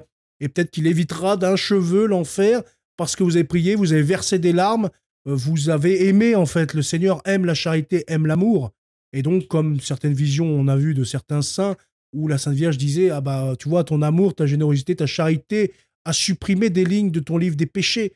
Donc voilà, ça montre que cet amour, quand même, est nécessaire. Et donc, il faut toujours garder cette espérance que la personne est sauvée, même si pas tout le monde sera sauvé, malheureusement, c'est comme ça, c'est l'Église qui l'enseigne. Mais il faut espérer pour ses proches, et donc n'hésitez pas à prier même pour vos arrière-grands-parents, etc. Le Seigneur n'est pas fixé dans un temps. Il peut vous écouter au moment du jugement, etc. Voilà, c'est tout ce que je voulais Absolument. dire. C'est donc tout le sens de la célébration, de la commémoration des fidèles défunts, mais il y a aussi l'occasion à chaque Eucharistie de Mhm. donner ce qu'on appelle l'intention de messe, où on va prier pour le défunt, pour la défunte. Et là aussi, c'est important théologiquement de dire que nous avons vraiment cette mission privilégiée de prier pour tous ces défunts. Et moi, j'inclus aussi les défunts que je ne connais pas, mais qui ont besoin de notre prière, qui ont besoin juste de nous unir à leur humanité en disant Seigneur, sois, s'il te plaît, miséricordieux envers leur vie. Bien sûr qu'il y a les péchés, mais regarde aussi dans la balance tout ce qui a été bon. Parce qu'il faut dire une chose, c'est que théologiquement, on le sait, les âmes du purgatoire ne peuvent pas prier pour elles. Elles peuvent intercéder pour nous, mais elles ne peuvent plus rien pour elles. Donc c'est à nous de faire le job. Et d'ailleurs, je voulais rajouter une expression que je crois que c'est l'abbé Rovis qui l'a sortie, d'un saint qui disait que s'il voyait dans la rue un prêtre et un ange, il irait saluer le prêtre en premier. Alors, je ne sais pas si c'est le saint curé d'Ars qui disait ça ou je ne sais plus. Mais en tout cas, voilà, c'était l'abbé Rovis qui disait ça. Donc, c'est quand même assez remarquable. C'est que le Oui, prêtre représente quand même le Seigneur, Jésus-Christ, alors que oui, l'ange sera un messager. Mais quand même, il y a voilà, cette importance du prêtre. Et donc, la messe qu'il dit, il peut sauver des âmes. C'est vraiment un pouvoir qui lui est donné qui est grandiose. bien Grandiose. sûr. Et d'ailleurs, tu sais, je dis un des plus grands cadeaux qu'un prêtre puisse faire également, c'est ce qu'on appelle, avant on l'appelait l'extrême onction, maintenant on appelle le viatique. Le viatique, qui veut dire viaticum en latin, provision de voyage. Et au moment du viatique, le viatique est composé de 3 sacrements. On a le sacrement de réconciliation, on a l'Eucharistie et on a ensuite le sacrement des malades. Mais ce sera le dernier. Ce sera le dernier parce que la personne ensuite est certainement en fin de vie. Mais au moment de ce viatique, on donne à la personne, une fois qu'elle a demandé pardon, on donne ce qu'on appelle l'indulgence plénière. Et je me souviens en cours de théologie, on disait à ce moment-là, le prêtre commence d'ouvrir très grand les bras de Dieu et les portes du paradis. Donc, bien sûr, qu'on n'est pas juge et on n'est pas sûr que la personne va aller là directement, parce que le jugement appartient à Dieu seul. Mais en tout cas, on a contribué au maximum dans notre humanité et dans l'agir in persona Christi capitis à donner tout ce qu'on peut pour que l'âme se dirige ensuite vers le Seigneur. Et puis, tu sais, sans doute, Napo, tu as entendu parler de cette petite anecdote, et ça, c'était le Saint curé d'Ars, à une dame qui était venue totalement éplorée par rapport à son frère qui s'était jeté d'un pont, et elle avait dit, mon frère ira en enfer parce qu'il s'est suicidé. Et le Saint curé d'Ars de lui répondre, non, madame, parce que votre frère s'est converti. Et elle lui a dit, mais comment est-ce qu'il s'est converti? Parce que du moment qu'il a sauté jusqu'au moment où il a touché le sol, il a pris conscience de son acte et il a demandé pardon au Seigneur. Magnifique. Comme quoi, Magnifique, ouais. jusqu'au bout, Comme jusqu'au quoi bout. qu'on est, voilà, on n'est jamais sûr. C'est pour ça qu'il faut continuer à prier, avoir l'espérance, hein, c'est clair. Et pour la prêtrise, je disais aussi, c'est vrai que dans la Bible, c'est écrit, tout ce que vous délierez sur terre sera délié dans le ciel. Tout ce qui sera lié également dans le ciel. Donc c'est D'accord. vrai que oui, vous avez quand même un sacré pouvoir que vous tirez du Seigneur. Hein, faut pas l'oublier, ça vient pas de vous-même, hein, mais c'est une grâce de Dieu qui vous a d'ailleurs appelé à le servir. Hein. C'est donc double grâce. Vous êtes Absolument. vraiment des élus, quoi. Ah oui, mais c'est vraiment, et c'est là, il faut le voir vraiment, Napo, non pas comme un pouvoir, mais vraiment comme Bien un sûr. devoir. Et à Oui, qui on a beaucoup donné, on demandera davantage. c'est vrai, Donc ça attention, aussi. C'est attention. pour ça que les jugements seront beaucoup plus terribles pour un prêtre que pour un simple laïc. Parce Oui. qu'il a beaucoup plus de grâce, beaucoup plus de protection. Alors, prochaine question. Comment la date du 1er novembre a-t-elle été choisie? Est-ce un plagiat sur les fêtes païennes, mon père? Est-ce qu'on plagie Non. les païens? Alors, je pense que le Christ et le magistère n'a jamais plagié qui que ce soit, mais la date fut fixée progressivement dans la tradition latine entre le 7e et le 9e siècle et qui est attribuée à Odilon de Cluny et Grégoire IV au 9e siècle.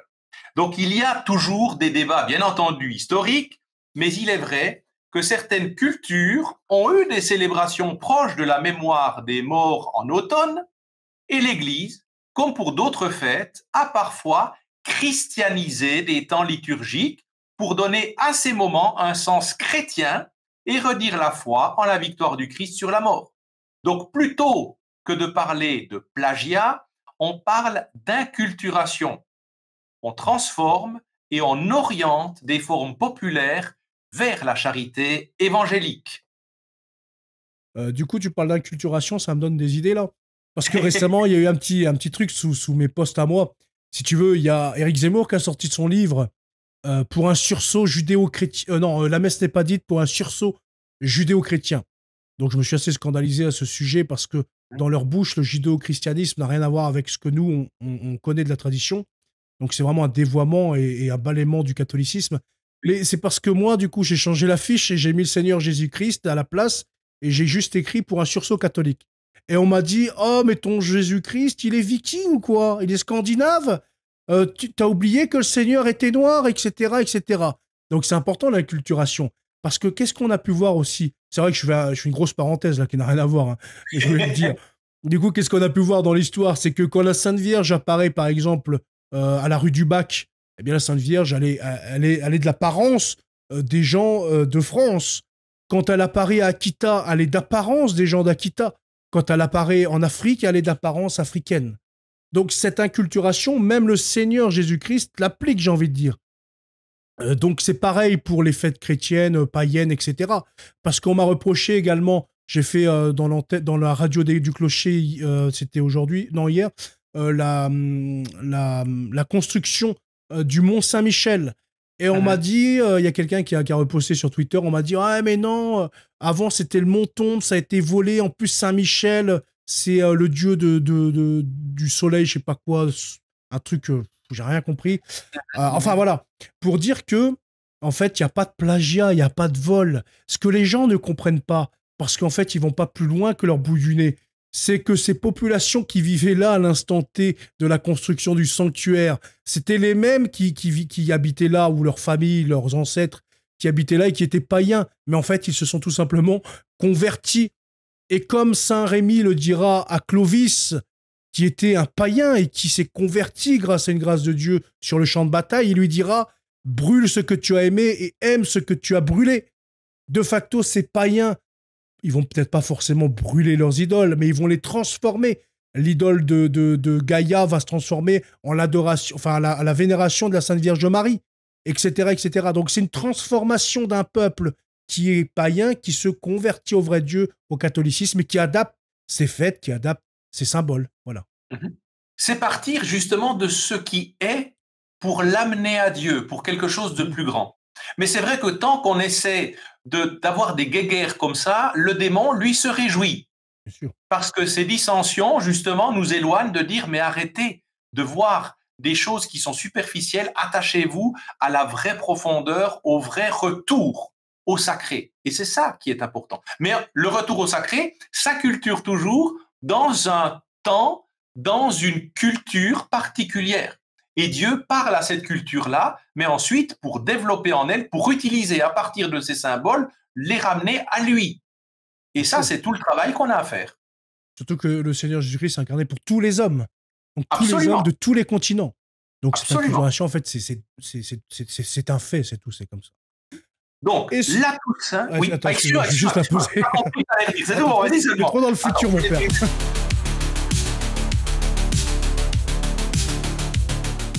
Alors, mon père, tous les chrétiens fêtent-ils la Toussaint ou est-ce que c'est réservé aux catholiques? Donc, la Toussaint est propre à la tradition catholique et orthodoxe et reconnue sous d'autres formes par certaines églises anglicanes ou luthériennes. Les protestants ne célèbrent pas la Toussaint de la même manière que nous on l'a fait. Certaines communautés protestantes organisent cependant des cultes en la mémoire des saints et des défunts. Mais il n'y a pas chez eux une vénération particulière. Et la diversité reflète des différences théologiques, notamment sur la communion des saints, sur le culte des saints et sur le rôle des images. Et c'est là où, avec nos frères protestants, il y a justement une divergence sur le culte des saints, où je dois très souvent rappeler qu'il n'y a pas d'adoration, ni des images, ni des saints, mais il y a une demande d'intercession. Et moi, je leur dis, le saint est pour moi un coach spirituel. Donc, je le vénère, je suis heureux s'il est à mon côté, mais je sais que seul Dieu, Père, Fils et Saint-Esprit va me sauver. La même chose avec la Vierge Marie. Et je leur dis la même chose avec les saints que l'on a en images, les petites images qu'on a sur soi. Je dis, mais c'est exactement comme si j'ai des images de ma défunte mère. Je ne vais pas adorer cette image, mais cette image va me projeter dans le souvenir, va me projeter dans l'amour que j'éprouvais. Donc c'est un moyen, ça n'est pas une finalité. Et ça, on doit des fois le rappeler. C'est vrai qu'il y en a beaucoup qui se répètent en boucle là-dessus, hein. Même si l'Église, ça fait 1000 ans qu'elle l'explique, les gens bouclent là-dessus parce qu'ils ont que ça, certains, comme argumentation. Donc, ils se raccrochent au peu qu'ils ont pour montrer que, voilà, non, les catholiques, c'est faux, etc. Mais bon, ça, je pense qu'ils sont... Ceux qui continuent avec la question-là sont proches de la conversion au catholicisme, je pense. Parce que si c'est vraiment ces arguments-là, c'est très proche. Voilà, il y a d'autres personnes qui ont des arguments beaucoup plus grands, en tout cas, beaucoup plus théologiques. Mais voilà, pour ces petits arguments-là, bon, on est habitués, nous, sur les chaînes, on en a tout le temps. Enfin, Oui. moi, perso, j'en ai beaucoup, ce genre de choses. Maintenant, en quoi la Toussaint, mon père, est-elle une fête d'espérance? Elle est une fête d'espérance parce qu'elle manifeste la fin dernière à laquelle on espère tous et toutes être appelés. La vision béatifique, la communion éternelle avec Dieu, et elle nous rappelle que la vie chrétienne n'est pas enfermée dans le temps, mais orientée vers la plénitude promise par le Christ. Elle inspire donc la conversion permanente, la vigilance et l'espérance active. Et là, je renvoie à nouveau au catéchisme de l'Église catholique, les articles 1023 à 1025, qui nous parlent spécifiquement de la vie éternelle et de l'espérance. Voilà. Merci, mon père. D'ailleurs, moi, j'ai le catéchisme. Bah là, je vais pas pouvoir, j'ai le téléphone, mais catéchisme de Saint-Pédis qui est trouvable également, c'est partout. Même si, bon, aujourd'hui, on pourrait prendre le catéchisme officiel, c'est plus ou moins la même chose, hein. Ça répond quand même aux mêmes questions. Alors, mon père, maintenant, une question. Que signifie être dans la vision béatifique? Car certains parlent de vision béatifique, d'autres de paradis, d'autres de royaume, donc on ne sait plus trop. Est-ce que c'est dans être au paradis, être au purgatoire? C'est quoi la vision béatifique, mon père? La vision béatifique est la vision directe et pleine de Dieu. Donc c'est la fin ultime et c'est la béatitude du chrétien. Contempler Dieu face à face, se retrouver face à face et participer à sa gloire. Et là, je vous renvoie au catéchisme. Les articles 1026 à 1029 en parlent. C'est la source de toute joie parfaite et le terme, c'est l'arrivée de la vie humaine selon la foi chrétienne. Donc la vision béatifique, c'est ce face-à-face avec le Seigneur au moment où j'arriverai véritablement. j'ai le terme en italien qui s'appelle il traguardo. C'est comme quand on a une course, on arrive à la ligne d'arrivée. Eh bien, c'est la ligne d'arrivée. Voilà. Où je vais recevoir ma coupe, hein, et puis là, je serai invité au festin du Seigneur et in fine, je le verrai face à face dans cette vision béatifique. C'est aussi le récit des béatitudes qui nous y conduit. Heureux, heureux, heureux, heureux, par 9 fois dans l'évangile de Saint Matthieu. Est-ce que mon père, on peut dire qu'au jugement particulier, on a la vision béatifique puisqu'on voit le Seigneur Jésus-Christ face à face? Pas encore. Parce que au moment où je vois le Christ face à face, je suis dans un moment, bien entendu, on peut imaginer de joie de me retrouver devant le Seigneur, mais c'est quand même une phase de jugement où je ne suis pas encore arrivé. Je suis à un moment déterminant où il y a une vision de Dieu, mais qui n'est pas encore la vision de la béatitude, parce que la vision de la béatitude, c'est seulement au moment de mon accès au paradis. Donc, il nous manque la vision du Saint-Esprit et du Père, donc. Absolument, absolument. La Trinité soit complète, d'accord. Oui, absolument. Mon père, est-ce que nos actions sur Terre ont un impact sur notre vie au paradis? Est-ce que dans la tradition, on nous explique qu'il y a par exemple, je ne sais pas, des degrés? Peut-être plus on sera, plus on est pieux, saint, plus on est proche de Dieu ou je ne sais quoi. Est-ce qu'il y a une hiérarchie, une échelle ou peu importe? Mhm. Alors, on n'est pas comme les jéhovistes et les témoins de Jéhovah qui, eux, voient les oins où ils sont 244 000, où ils ont déjà leur première place qui sont promises. Donc là, ce serait vraiment une chose qui a une vision très négative. Alors, bien sûr qu'il y a des notions dans la Bible où on dit que quand les apôtres de Jésus disaient « Est-ce que je pourrais être à ta droite, à ma gauche ?» Jésus disait « Il y a déjà des places qui sont prévues, donc toi ne t'en charge pas. » Mais c'est pas forcément pour dire qu'il y a une hiérarchie, mais c'est de dire occupe-toi, toi, de cheminer vers la béatitude et la sanctification ici-bas, et ne fais pas ça en vue d'obtenir un poste plus élevé au paradis.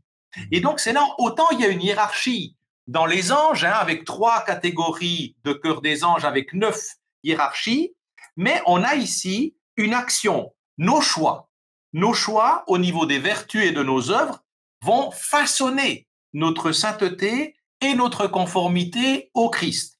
Le salut, c'est un don gratuit offert à tous, mais la sainteté croît par la coopération avec la grâce. Et ça, c'est le catéchisme qui nous le dit. Les articles 210 à 216 explicitent cette notion-là. Donc, nos actions ici-bas forment la personne qui se présentera in fine devant Dieu. Mais ce n'est pas parce que j'aurais été un saint extraordinaire que j'aurai forcément une meilleure place dans la hiérarchie. Parce que quand on parle uniquement du cœur de Dieu, il y a le cœur des anges. Mais dans la béatitude avec Dieu, je ne pense pas qu'il y aura de hiérarchie effective entre nous. Il n'y aura pas, mais ça, je ne peux pas l'expliquer. Peut-être qu'Arnaud l'expliquerait, Arnaud Dumouche expliquerait ça. Moi, je ne me risque pas parce que la théologie ne parle pas de ça. La théologie, elle nous attache, pour arriver à la vision béatifique, de faire tout ce qu'on peut ici-bas pour cheminer vers la perfection comme Dieu est parfait. Mais ma place au paradis, je ne sais pas quelle sera. Moi, je sais que je continuerai d'être prêtre au paradis parce que je suis prêtre pour l'éternité, ici-bas et dans l'autre monde. Mais ça ne veut pas dire du tout que j'aurai une meilleure place. Ça veut dire que là aussi, il y aura sans doute une ordination, un ordonnancement des personnes, mais avec la même reconnaissance et la même dignité par rapport à Dieu envers nous. Et de toute façon, on peut être assuré, on sait que Dieu est parfait, miséricordieux et amour, donc je ne pense pas que ça sera discriminant. J'ai envie de dire, on ne ressentira aucune honte ou aucune discrimination, ou peu importe. Le prêtre sera heureux d'être là où il en est en matière de relation avec Dieu. Peut-être qu'il sera en bas, peut-être en haut. Voilà. Je pense pas que les gens vont se soucier de ça, à mon avis. Ils seront tellement heureux, même à leur niveau. Ils savent que c'est ce qu'ils méritent. C'est une justice qui n'est pas humaine. C'est une justice divine. Donc on sait très bien, voilà, que si on est ici, c'est que vraiment c'est notre place. Et je pense qu'on en est conscient de tout notre être, en fait. On le sait, voilà, c'est là notre place. Alors, mon père, quelques autres questions. Le paradis est-il un lieu physique? Penses-tu que l'on pourra parler à Clovis, par exemple, ou à Charlemagne, ou encore que l'on pourra peut-être construire une maison avec nos proches parce que c'est vrai que dans le New Age, ils en parlent beaucoup plus que dans le catholicisme. Dans le New Age, on nous dépeint un au-delà qui est avec une énergie centrale, hein, le tout, etc. Et qu'on pourra construire notre vie, machin et tout. Bon, là, c'est très dévoyé, mais pour le catholicisme, on n'en parle pas trop. Est-ce que tu as Mhm. quelques, quand même, informations à ce sujet? Mhm. Alors, peut-être juste une notion déjà périphérique qui est importante, c'est qu'on a toujours, et c'est là la limite de notre expérience humaine et de notre perspective et vision humaine, on a toujours quand même la tendance d'illustrer le paradis selon nos propres limites humaines, nos propres visées et visions humaines. Je prends un seul exemple. Quand des personnes meurent, elles me disent régulièrement, ouh là là, j'ai peur, je me dis, ouh là là, je vais être mis dans un cercueil, je vais être déposé en terre, moi qui suis claustrophobe. Et je leur dis, mais au moment où vous êtes mis en terre, vous n'êtes plus là. C'est une enveloppe vide. On ne peut pas du tout se projeter dans cette réalité-là. C'est comme avant notre naissance. Donc, le paradis, il est limité aujourd'hui, dans notre compréhension, par le langage humain. Et ce langage humain ne peut pas vraiment parler et comprendre et expliciter et décrire la vision de la vie éternelle. C'est pas possible. On n'arrive pas. Parce qu'on sait qu'ici, on vit dans ce qu'on appelle le chronos. On a une horloge à la main, on travaille avec ça, alors que Dieu vit dans l'espace-temps qui est le kairos, donc qui est hors espace-temps. Et ça, on n'arrive pas, nous, le comprendre. Même des fois, j'entends des personnes qui me disent, ouh là là, quand je vois combien une journée peut être longue à passer, tout dépend ce que je fais, j'imagine l'éternité. Mais l'éternité dans la béatitude, soyons heureux et faisons confiance au Seigneur. Donc, c'est vrai que l'Église parle de communion et de vie avec Dieu plutôt que de géographie d'un lieu que représente le paradis. Les réalités personnelles, donc la reconnaissance des personnes, comme tu dis, est-ce que je reconnaîtrai Charlemagne? Ce sont des relations transformées dans la charité. Alors elles sont affirmées. La communion avec les êtres aimés, elle est possible dans la vision béatifique, mais elle est transfigurée.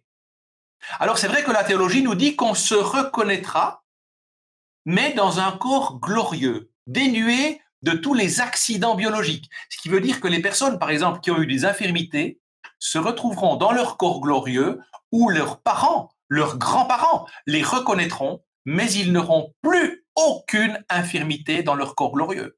Donc je serai beaucoup plus beau que tu me vois, Napo. Déjà que t'es beau, alors là, je Oh pense là que tu vas là, éblouir tout le monde. Là, on va être ébloui. On va alors arriver, tu ça, auras les hein. lunettes de soleil. Mon père, c'est toi? Mon père. Donc c'est vrai, ça il faut aussi essayer de se projeter avec beaucoup d'humilité. Mais on sait que cette communion avec les êtres aimés sera possible, mais autre. Et les images de maison, de repas, de dire où est-ce que je vais loger, ce sont des symboliques pour évoquer la rencontre, la convivialité, la plénitude, parce que chez nous, on a besoin aussi de la rencontre. On représente une table avec un repas bien garni, et on a besoin de se dire, mais là, comment est-ce que ça se passera? C'est normal. Mais le Seigneur ne rentre pas dans les détails avec ça. Et il faut éviter justement de rentrer dans des spéculations trop littérales, trop imagées. L'essentiel auquel on doit s'attacher, c'est la présence définitive avec Dieu et la communion transformée avec les personnes. Voilà, donc une D'ailleurs, communion totale. D'ailleurs, mon père, là, c'est un très bon exemple. Du coup, tout à l'heure, on parlait des mystères, des gens qui refusaient ces mystères et de tout vouloir savoir. Eh bien, là, on a un exemple concret. Eh bien, on ne sait pas. Donc, on ne va pas inventer. Bon, certains sont théologiens, peuvent essayer, hein, comme Arnaud Dumouche et d'autres. Mais en gros, on ne sait pas. Donc, on n'invente pas. On laisse. On fait confiance à Dieu. On sait que Mhm. déjà sur Terre, il y a beaucoup de belles choses. Donc, imaginons encore plus au paradis. Donc, je pense que le Seigneur a tout prévu avant nous. Il nous a créés. Donc, il sait parfaitement comment on fonctionne, comment on pense, quelles sont nos envies, etc. Donc je pense que oui, on n'a pas trop à s'inquiéter là-dessus en tout cas. Et d'ailleurs, on fait un grand bonjour à Arnaud Dumouche qui te suit, Mm. je sais fidèlement, Napo. Là aussi, par rapport à cette image du paradis, beaucoup de personnes se laissent séduire. Et là, je reviens sur le jéhovisme, où les témoins de Jéhovah voient le paradis sur terre. Donc il y avait vraiment le paradis qui sera sur terre, et vous voyez d'ailleurs dans tout leur revue, eh bien c'est les personnes qui ont des magnifiques champs à perte de vue avec des lions, avec des serpents, et tout le monde s'entend bien. Ça vraiment c'est une extrapolation d'un paradis que tout le monde souhaiterait ici-bas, que chacun ait sa maison, chacun ait de la nourriture, que qu'il n'y ait pas de bêtes sauvages qui viennent nous mettre en péril, qu'il n'y ait pas de vol, qu'il n'y ait pas, etc. Et c'est, je pense, là, on prend un peu les gens pour des naïfs et des imbéciles. Mais en même temps, voilà, les gens qui ont besoin dans leur rationalité de se représenter ce que peut éventuellement justement représenter le paradis et la vision béatifique, ils peuvent se contenter de ça. Mais c'est une erreur, c'est une hérésie très profonde. Et là, je renvoie par rapport à la vie éternelle et la transformation finale, les auditeurs, au catéchisme, évidemment, les numéros 1026 à 1042, qui vont vous parler de la vie éternelle et de la transformation finale. Eh bien, je te remercie, mon père. Alors, mon père, 3 dernières questions. Si l'Église parle de corps ressuscités, c'est donc en fait qu'elle croit à la réincarnation. Alors, pourquoi on embête ces personnes du New Age qui y croient? Alors, c'est tout différent quand on parle de corps glorieux et de résurrection.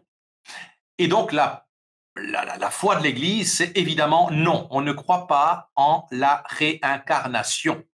On croit en l'incarnation du Christ, mais qui est un être divin qui s'est incarné à un moment T, mais ça n'est pas une réincarnation ou quoi que ce soit.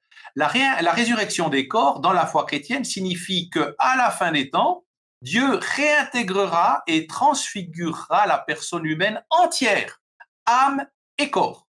Ce n'est pas une répétition de vies successives, ce qu'on appelle justement la réincarnation, parce que même dans l'aspect réincarnation, les spiritualités qui voient la réincarnation, le but de cette réincarnation, c'est de purifier mon ancienne vie et finalement de sortir de la réincarnation. Parce que la réincarnation, dans ces sensibilités-là, dans ces spiritualités, n'est surtout pas une chance, c'est une malédiction.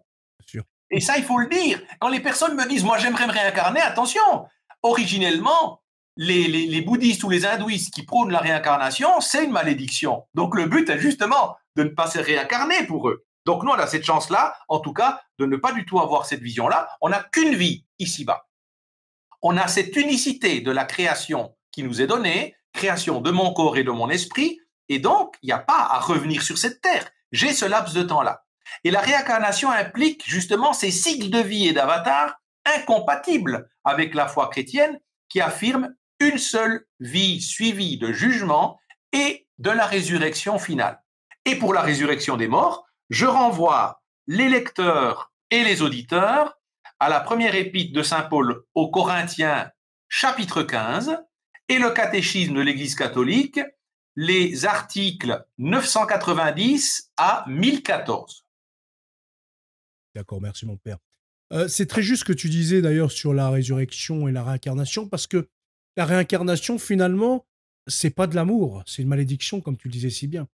Parce qu'en fait, toute une vie, on va défendre des gens qu'on aime, on va aimer des gens proches de nous, et d'un coup, c'est terminé. Hop, c'est fini. Après, on va se réincarner et il va y avoir, comme on appelle ça, le voile d'Achara, qu'on appelle dans ces pratiques-là. C'est un voile qui va nous empêcher de savoir qui on était dans l'autre vie, ce qu'on a fait dans l'autre vie, etc. Donc, comment savoir qu'on ne va pas reproduire les mêmes erreurs? Donc, c'est quand même c'est très suspect comme spiritualité. Là où la résurrection, elle, eh bien, elle est complète. D'ailleurs, c'est un des points qui m'a fait retrouver le Seigneur, d'ailleurs, hein, parce que il manquait de l'amour dans cette spiritualité de la réincarnation. Il manquait de la justice, surtout aussi. Parce qu'à la fin, qui nous juge? Est-ce qu'on s'auto-juge, en fait?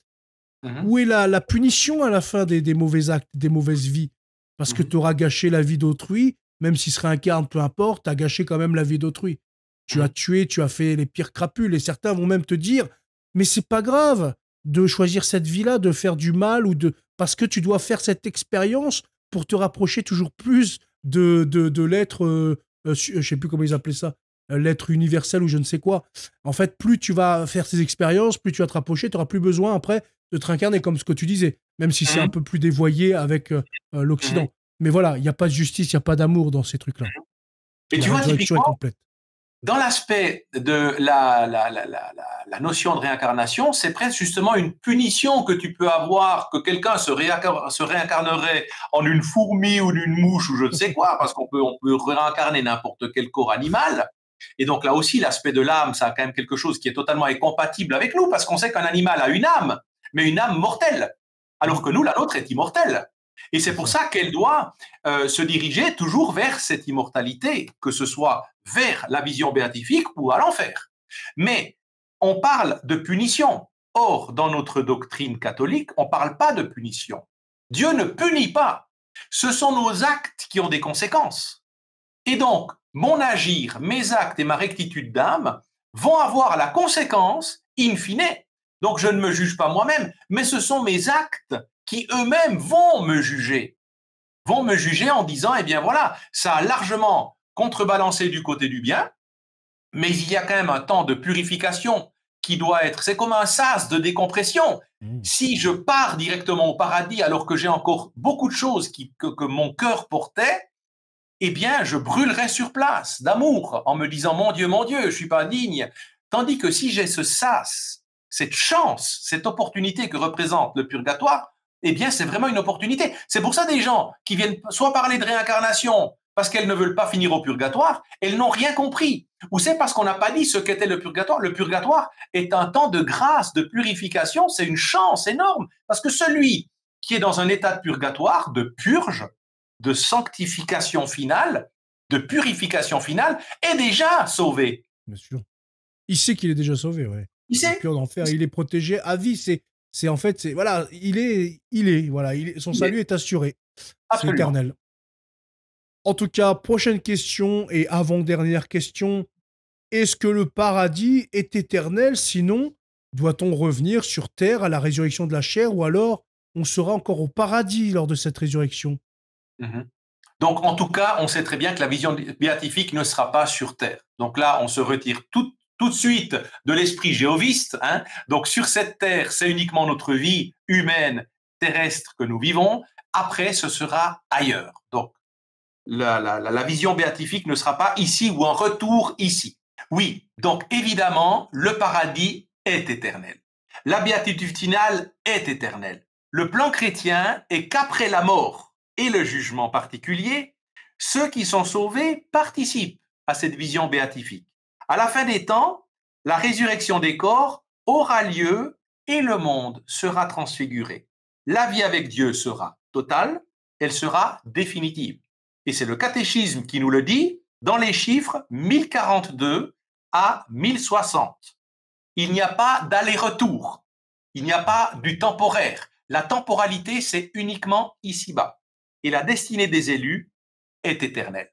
Il n'y a pas de retour sur terre. Et donc, les numéros que je viens de donner, Napo, c'est tous les numéros qui concernent l'eschatologie. L'eschatologie, c'est ce qui adviendra après notre temps terrestre. Eh bien, merci mon père. Dernière question et après on va nous quitter parce que ça fait bientôt presque 2 heures.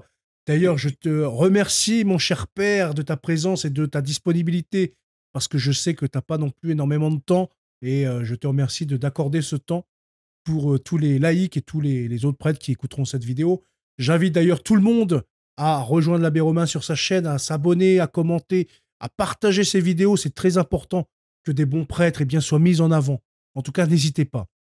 Dernière question, comment peut-on commencer à vivre le paradis dès maintenant et ici-bas? Est-ce qu'on peut avoir un avant-goût de ce paradis? J'ai l'impression, Napo, qu'on commence de le vivre ici entre toi et moi quand on parle de Dieu. Parce que lorsque 2 ou 3 sont réunis en mon nom, je suis au milieu d'eux.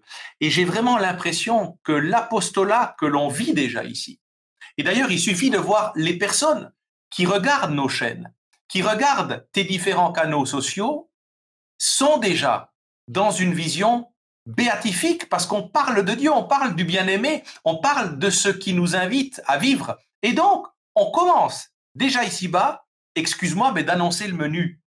On annonce le menu ici-bas. Mais bien entendu que, moi j'ai presque envie de dire, le meilleur est à venir, mais on commence d'ores et déjà de le préparer. Donc ce que je peux en dire, en accueillant la grâce du Christ, ce moment qu'on vient de vivre, tu dis, je l'ai donné et je l'ai donné très volontiers, parce que non seulement on est amis, mais on œuvre pour le bien des âmes derrière le Christ. Donc ma mission, elle est aussi de ne pas regarder trop mon chrono, mais de me dire, ce moment-là, il est donné. C'est un moment de grâce, il est important. Et pas seulement pour nous, mais pour tous ceux, tous les cœurs qu'on essaie de réchauffer et de toucher. Et donc, c'est un moment où le paradis commence d'ores et déjà de se prévoir, de se projeter. Il se projette par la vie de prière, par la participation au sacrement, en particulier, bien sûr, l'Eucharistie et la confession. Parce que c'est là où je communie, et je communie à ce dernier repas du Christ avant de nous quitter. Et chaque fois que je communie au corps du Christ, c'est un bout de paradis qui vient en moi. On dit en nutrition qu'on devient ce qu'on mange. Chaque fois que je mange le corps du Christ, je l'accueille toujours plus en moi. Je me christifie toujours davantage. Et ça, c'est beau de prendre en conscience. Donc, j'intègre le paradis. Je pousse le paradis à venir sur terre. C'est incroyable ce qui se vit à ce moment-là. Et puis, la confession, c'est vraiment là aussi me projeter dans le paradis. Chaque fois que je vais vivre le sacrement de réconciliation, c'est le paradis qui s'offre à moi. Est-ce que je mesure ça? C'est Dieu qui me dit, la peine éternelle t'est remise. Si tu as un esprit et un cœur contrit et que tu corriges maintenant le tir, bien sûr, ça n'empêchera pas la peine temporelle. Si j'ai tué quelqu'un, je devrais payer ici-bas. Je devrais me dénoncer. Mais je peux être radié de la peine éternelle si je regrette profondément. C'est un bout de paradis qui vient déjà ici-bas dans mon cœur. Et donc, cette charité concrète qu'on a les uns envers les autres, le détachement des idoles, le détachement de la matérialité de ce monde, de celui qui veut s'accomplir ici-bas, c'est déjà un bout de vie éternelle qui s'incarne. La conversion quotidienne, me reconnaître pécheur, remettre ma vie, ma journée, mes actions le soir avant de me coucher. Moi, quand je fais ça, je dors bien. Et chaque fois que j'oublie, je suis sûr que je m'endors pas bien. Pourquoi? Parce que je me dis, si le Seigneur vient me chercher cette nuit, je me suis pas remis dans ses bras avant de dormir.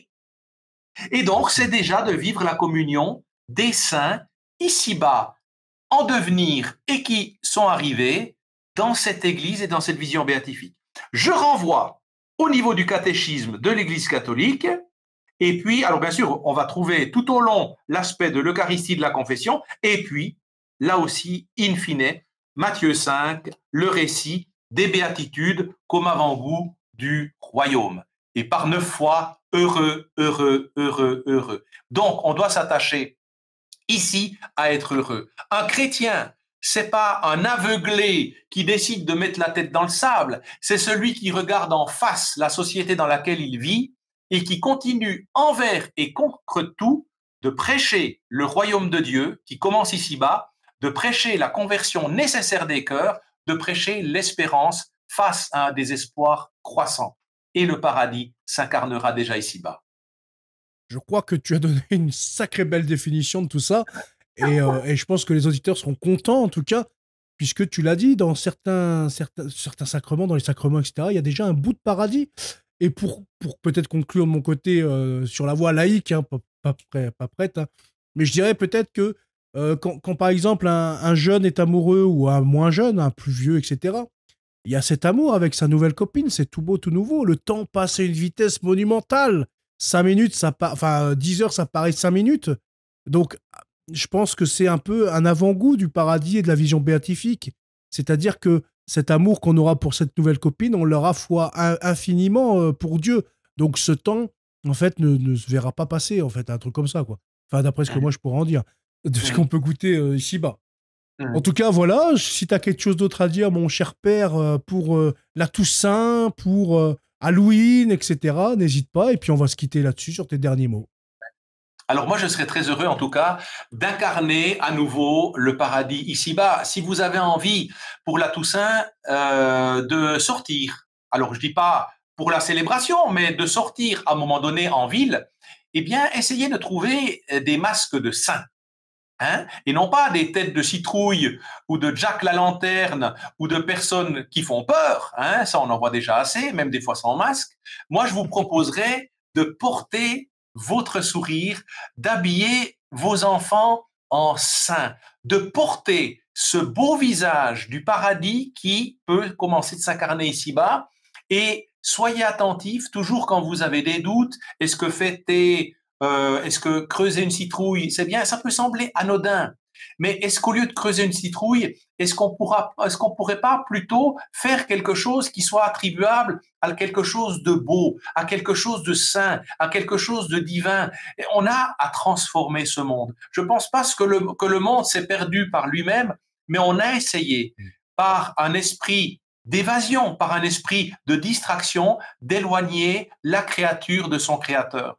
Alors, il y a ceux qui sont simplement un tout petit peu aveuglés de manière, je dis, un peu irresponsable, mais il y a ceux aussi qui essaient de vous éloigner de Dieu. Alors, identifiez ça. Si vous avez un doute, comme l'a dit mon ami Napo, essayez véritablement de regarder, de vous attacher peut-être à vous renseigner. Vous avez un tas de documents, comme nous l'avons dit, la Bible, le catéchisme, les écrits du magistère, le site du Vatican, vous avez beaucoup d'écrits concernant notamment la vie de foi. Eh bien là, vous avez tout ce qu'il faut.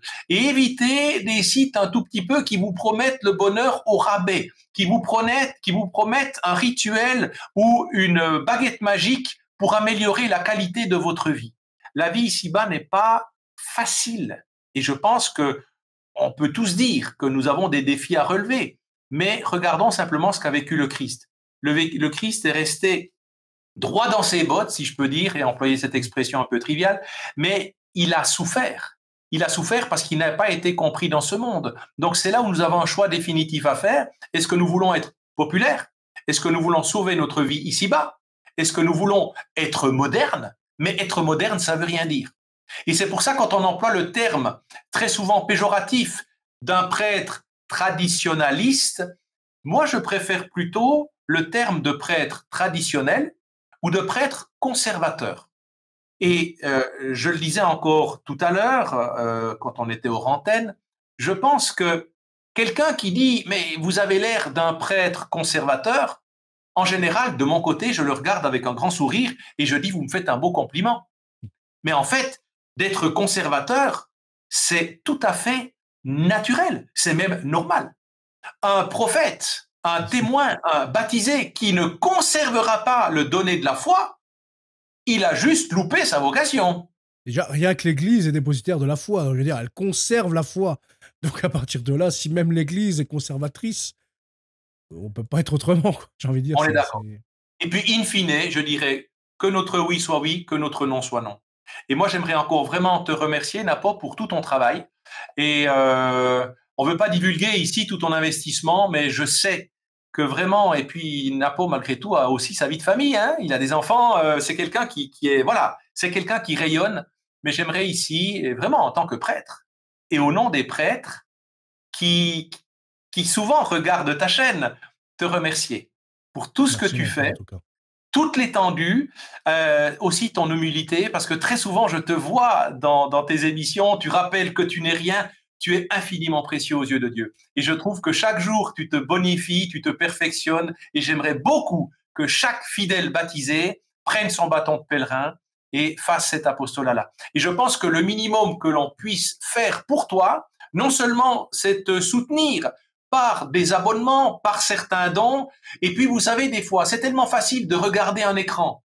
Mais pour diffuser cette parole, s'abonner à une chaîne, c'est gratuit. Mettre un petit pouce, juste pour dire merci, c'est ce qu'on appelle un like, c'est gratuit. Mais ça fait travailler ces algorithmes que l'on doit utiliser, et puis également les commentaires. Moi, j'essaie en tout cas sur ma chaîne de regarder le plus possible les commentaires. Et je trouve que c'est important parce que c'est ça qui crée une dynamique, que l'on sente qu'on a en vis-à-vis quelqu'un qui ose prendre la parole, qui ose prendre une position. Et c'est ça aujourd'hui. N'oublions jamais, et ce sera ma dernière phrase peut-être, Napo, et qui me touche toujours beaucoup. Satan a dit au saint curé d'Ars, s'il y en avait 3 comme toi sur terre, mon royaume serait détruit. Et je me dis, on est des milliards sur cette terre. On ne peut pas en trouver 3 pour finalement que vraiment le paradis puisse encore davantage s'inculturer dans notre terre qui est souvent bien éloignée des préceptes de Dieu. Et que le Seigneur accomplisse en toi ce qu'il a commencé, Napo. Merci mon père en tout cas d'avoir participé à cette émission, de nous avoir apporté tes lumières qui sont toujours très agréables à écouter et à entendre parce que tu es un prêtre voilà, qui ne fait pas de concessions. qui est gentil, qui dit les choses gentiment, mais qui ne fait pas de concessions pour autant et qui, voilà, n'essaie pas de plaire, mais juste sauver des âmes, tout simplement. Et c'est pour ça que moi, j'apprécie tout le temps écouter tes vidéos, tes témoignages, etc. Donc, je vous invite également à soutenir l'abbé Romain, d'aller sur ses vidéos, de liker, de vous abonner. Et n'oubliez pas non plus aujourd'hui la nouvelle fonctionnalité avec le boost. Alors, pour ceux qui ne savent pas, je vais dire un petit mot. Le boost, c'est quand vous allez liker une vidéo, vous allez avoir une petite option de booster. Le boostage va remplacer en fait les tendances. Avant, il y avait les vidéos en tendance par rapport au nombre de vues. Maintenant, c'est par rapport au boost. Vous avez un classement des boosts. Plus vous êtes boosté, plus vous êtes monté dans l'algorithme. Ce qu'il faut savoir quand même, c'est qu'aujourd'hui, YouTube a quand même bride quand même les chaînes YouTube catholiques. Ça, on va pas se le cacher parce qu'ils l'ont dit eux-mêmes. Ils l'ont dit devant la République eux-mêmes. Ils ont des groupes qui vont vérifier en amont que ces vidéos appartiennent bien à la mouvance qu'on souhaite. Hein.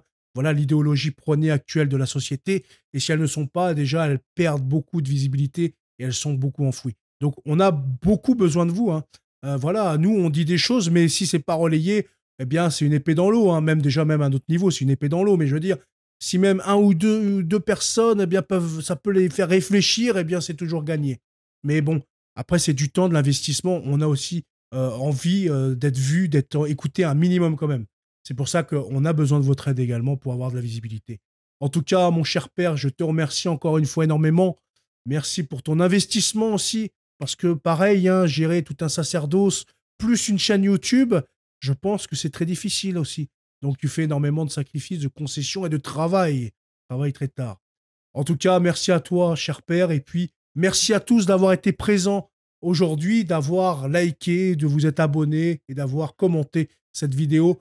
N'hésitez pas à aller voir la première partie d'ailleurs. Enfin, la première partie. La vidéo qu'on avait faite il y a un an au sujet de Halloween. On était rentré plus dans l'ésotérisme Halloween, d'Halloween, etc., la tradition d'Halloween, l'histoire d'Halloween. Là, on est parti sur autre chose, mais qui s'en rapproche énormément. En tout cas, je vous souhaite une excellente soirée, que le Seigneur vous bénisse et à bientôt. Salut.